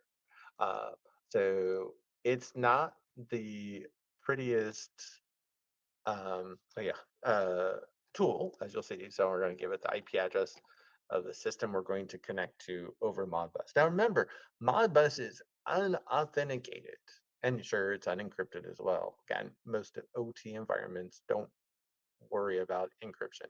I know if you're coming from IT cybersecurity, that's a really weird statement to hear. It's still really weird for me to say it after, you know, all this time, getting to work in OT. But so you can see, I connect, right? Again, it doesn't ask me for a username and password, right? Ever. Again, it's unauthenticated. So what we can do is we can say, okay, remember we have those coils and registers. Or just think of it as like a little table where it stores data. Now they're also like behind the scenes, the programmer probably has like field names, like maybe current temperature, right? Set point temperature. We just can't see those, right? So we're just kind of having to, again, guess what these values mean and the logic that's sitting in the control system. So I can say, if I'm just doing this from a command line, I can say, hey, show me the coils. It says, okay, well, if you want to read coils, where do you want to start? So I'm going to say start at the very first coil. Remember, it's zero based. So we're going to start at number zero, which is the first coil. Yeah, I hate it, but that's how it is. I'm going to say, give me the first 10 coils. Again, this is what we're seeing in our little GUI, right? So nothing new, right? If we want to do the registers, right? Again, we can say, give me the 10 registers. Great. So now you can also see though, there's also those options for writing. So in this case, our goal is to manipulate the process so that we can turn off the air conditioner, right? again, and since there's the delay, I won't ask for ideas on that. So, but like idea,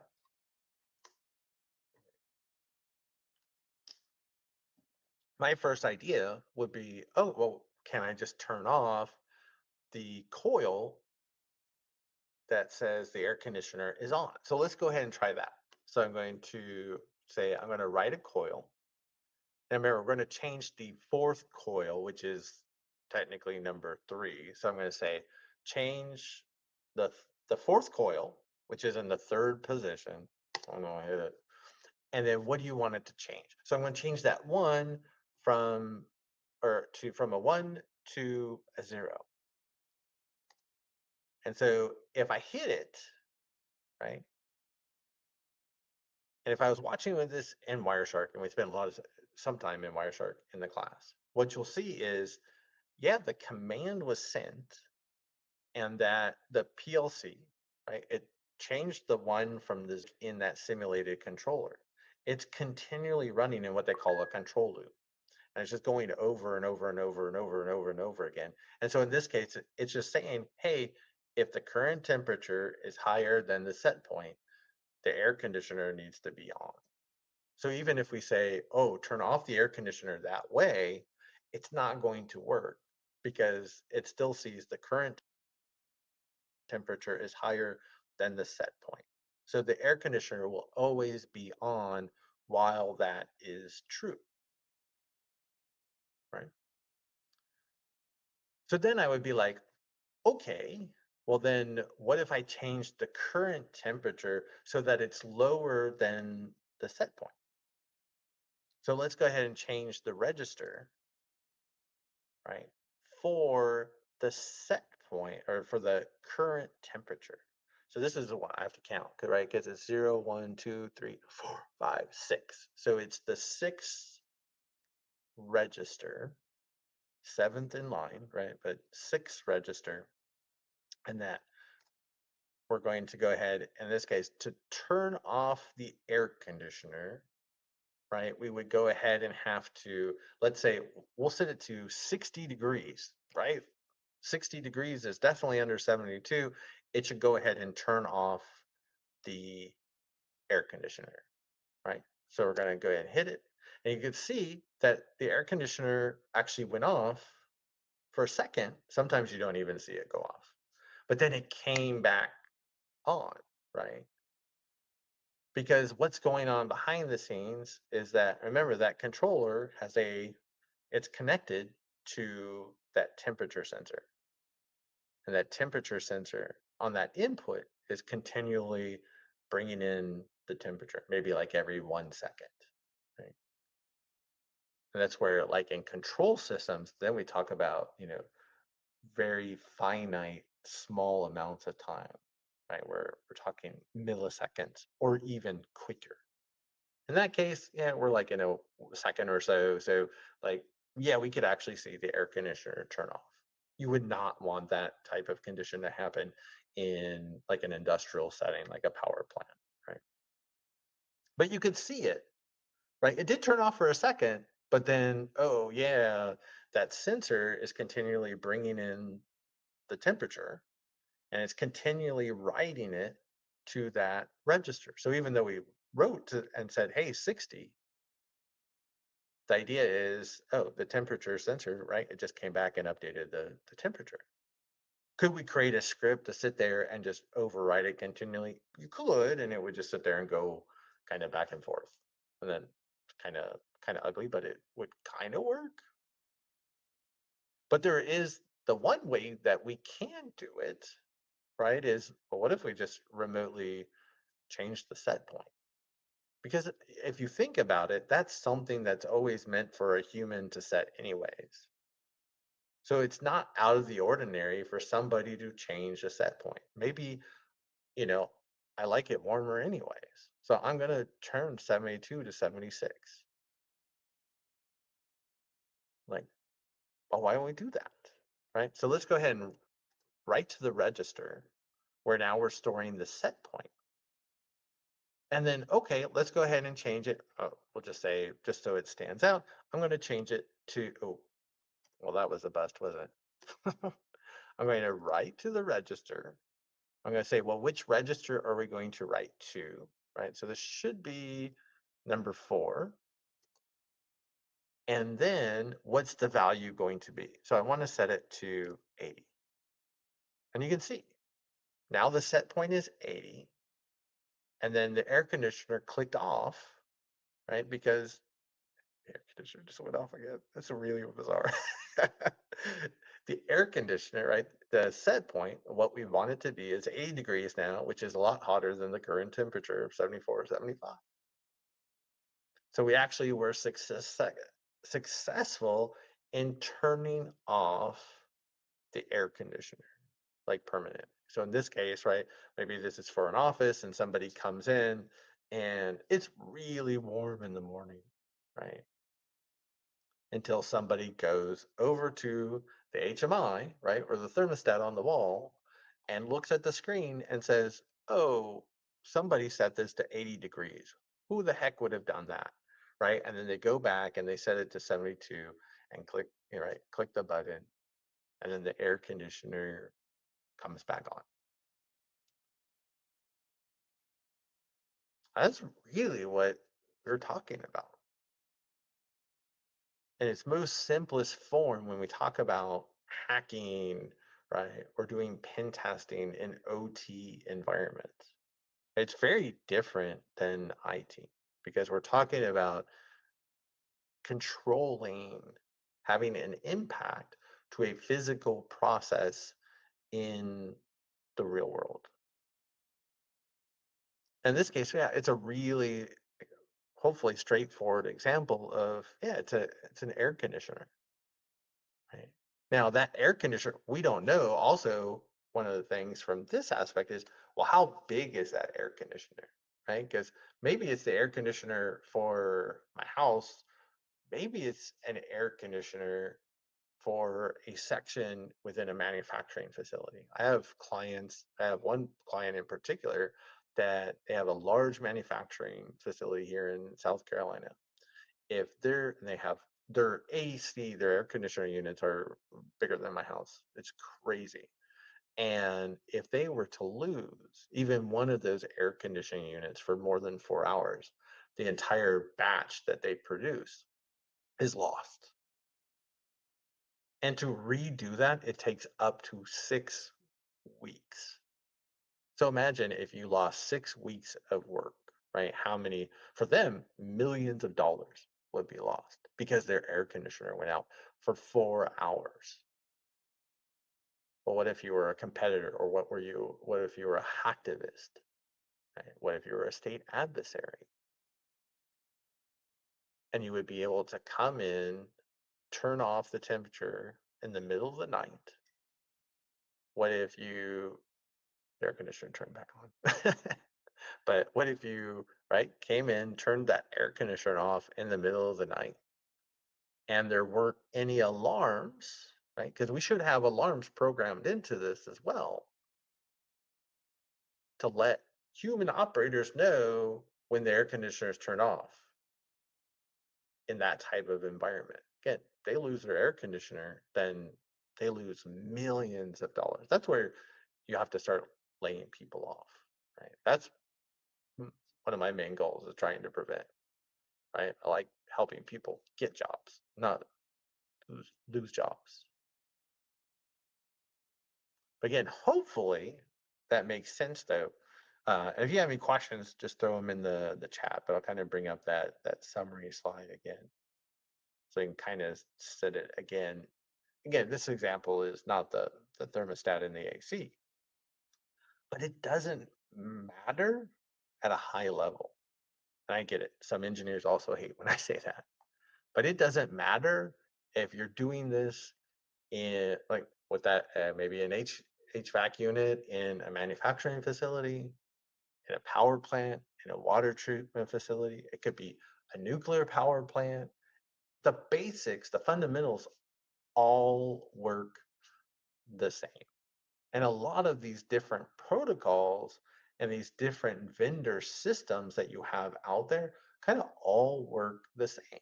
right? There's definitely some little differences for sure, but the basics, it all kind of works the same, believe it or not. Again, it's not rocket science. That's why I think a lot of people, when they heard of Frosty Goo, and Dragos released information about it, and they were kind of was like, well, that's nothing. That's super simple. Yeah, but we turn the heating off.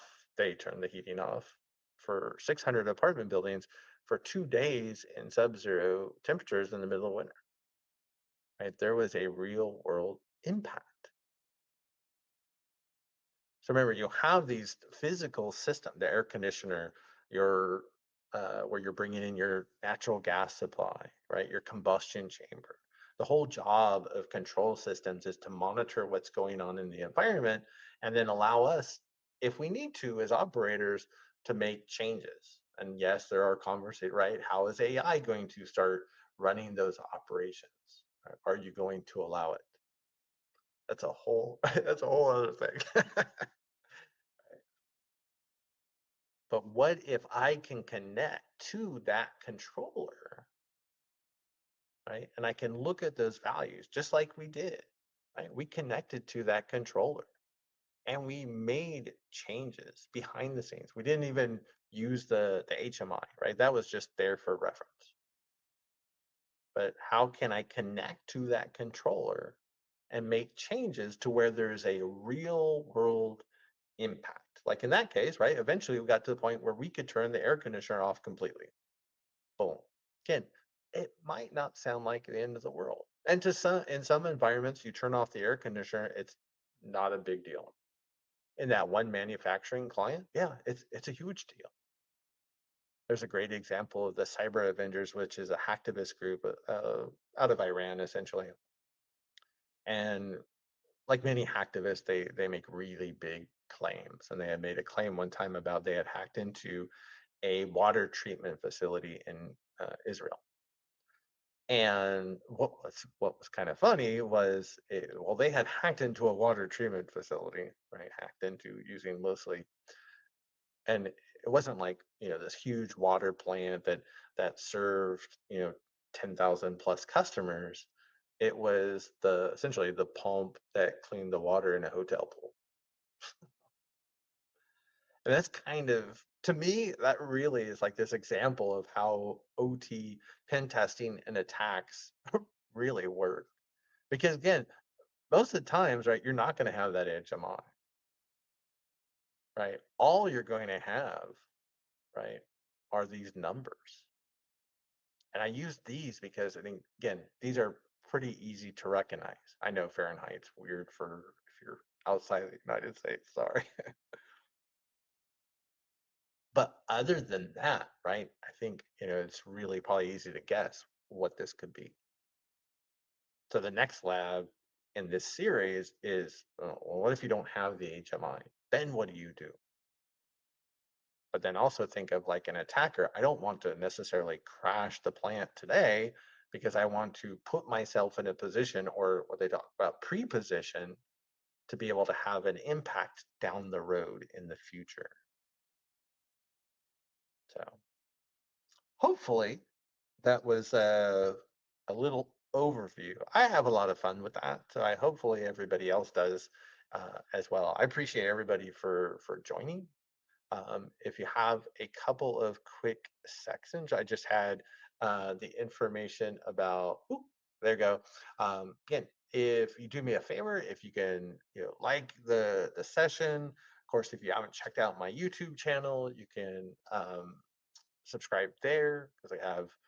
We're probably closing in on like 50 hours of free course content for OT ICS cybersecurity. If you could like my LinkedIn post from today, I'll put that in the chat as well. That was special thanks to my friends at Assembly because they're helping now, make it so I can make more content, which is really awesome because that's just not something that I've always had the pleasure to do. And then if you're interested in the OT pen test course, again, I feel like a sales guy, but you can come for free. So the first class actually sold out. I had over 600 people sign up, which is awesome. That's next Friday. So I scheduled a second session the following Friday. And then that you'll have access to not only the recordings and the chat from the first, so you're not going to miss out anything. I think we already have like 150 people signed up for this one. I guess pay what you can. If you go to the interface, the minute it has a minimum of $10 US, but if you can't do that, again, for whatever reason, just send me an email at mike@mikeholcomb.com. You can ping me on LinkedIn and you're in for free. So it's not a big deal, and you don't have to give me a reason for anything. I understand. Um, there's been a lot of times in my life that I had absolutely nothing. So uh, not again nothing to worry about there. I was just going to drop these in the chat. So yeah, so there's a link to the class. I think the second session, again, the one that's not sold out, and then to the post today. So again, special thanks for Assembly for making that happen. Um, and with that, again, I appreciate everybody for coming, taking the time. I'll hang around. I got a few minutes. I don't have a call like right away, so if there's any questions, I don't mind hanging around for a little while. Um, and then, but again, thanks to everybody for coming. And then hopefully we'll be doing more. Again, next Thursday, I'm going to do same time and talk about the key insights. Like again, for me, out of the Dragos year-end report, because I think there was a lot of really interesting things that didn't get a lot of attention. It was like really quiet this year, which I was really kind of shocked about because there were like a lot of like, what are you talking about?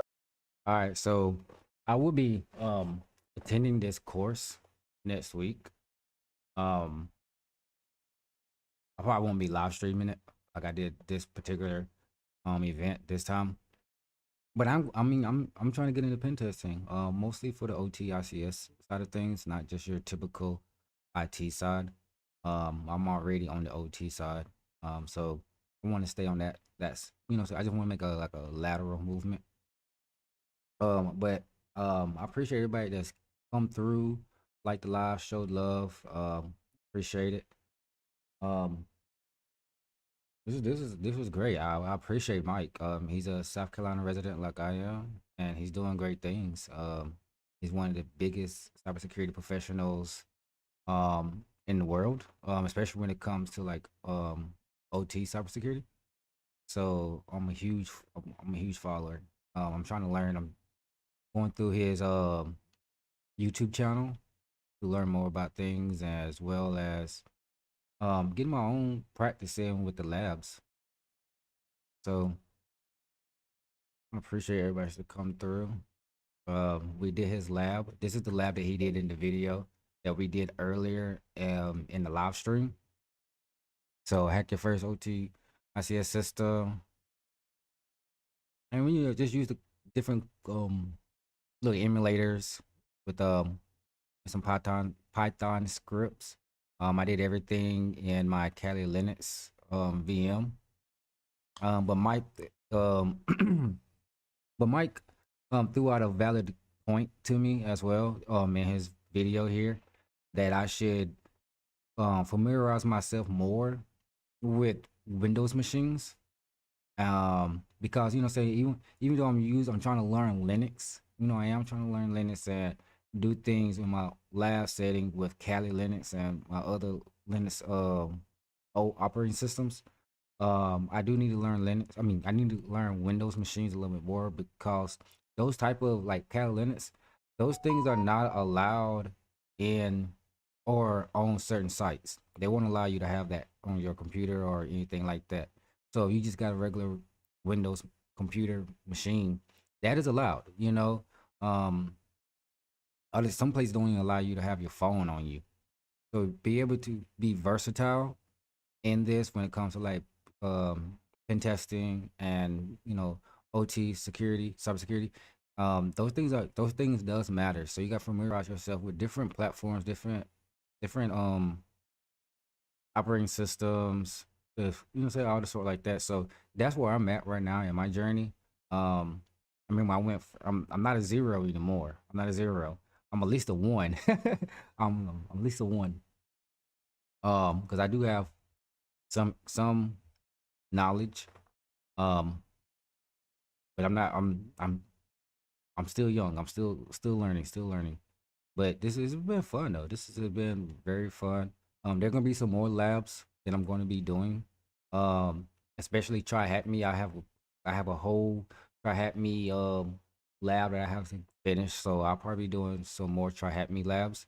Um, a lot more try hack me labs until I complete the whole course.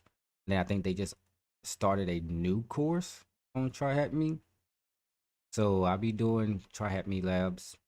Um, But until then, though, I appreciate the love, everyone. If you haven't already, make sure you drop a follow or subscription. I appreciate the love, and I will see y'all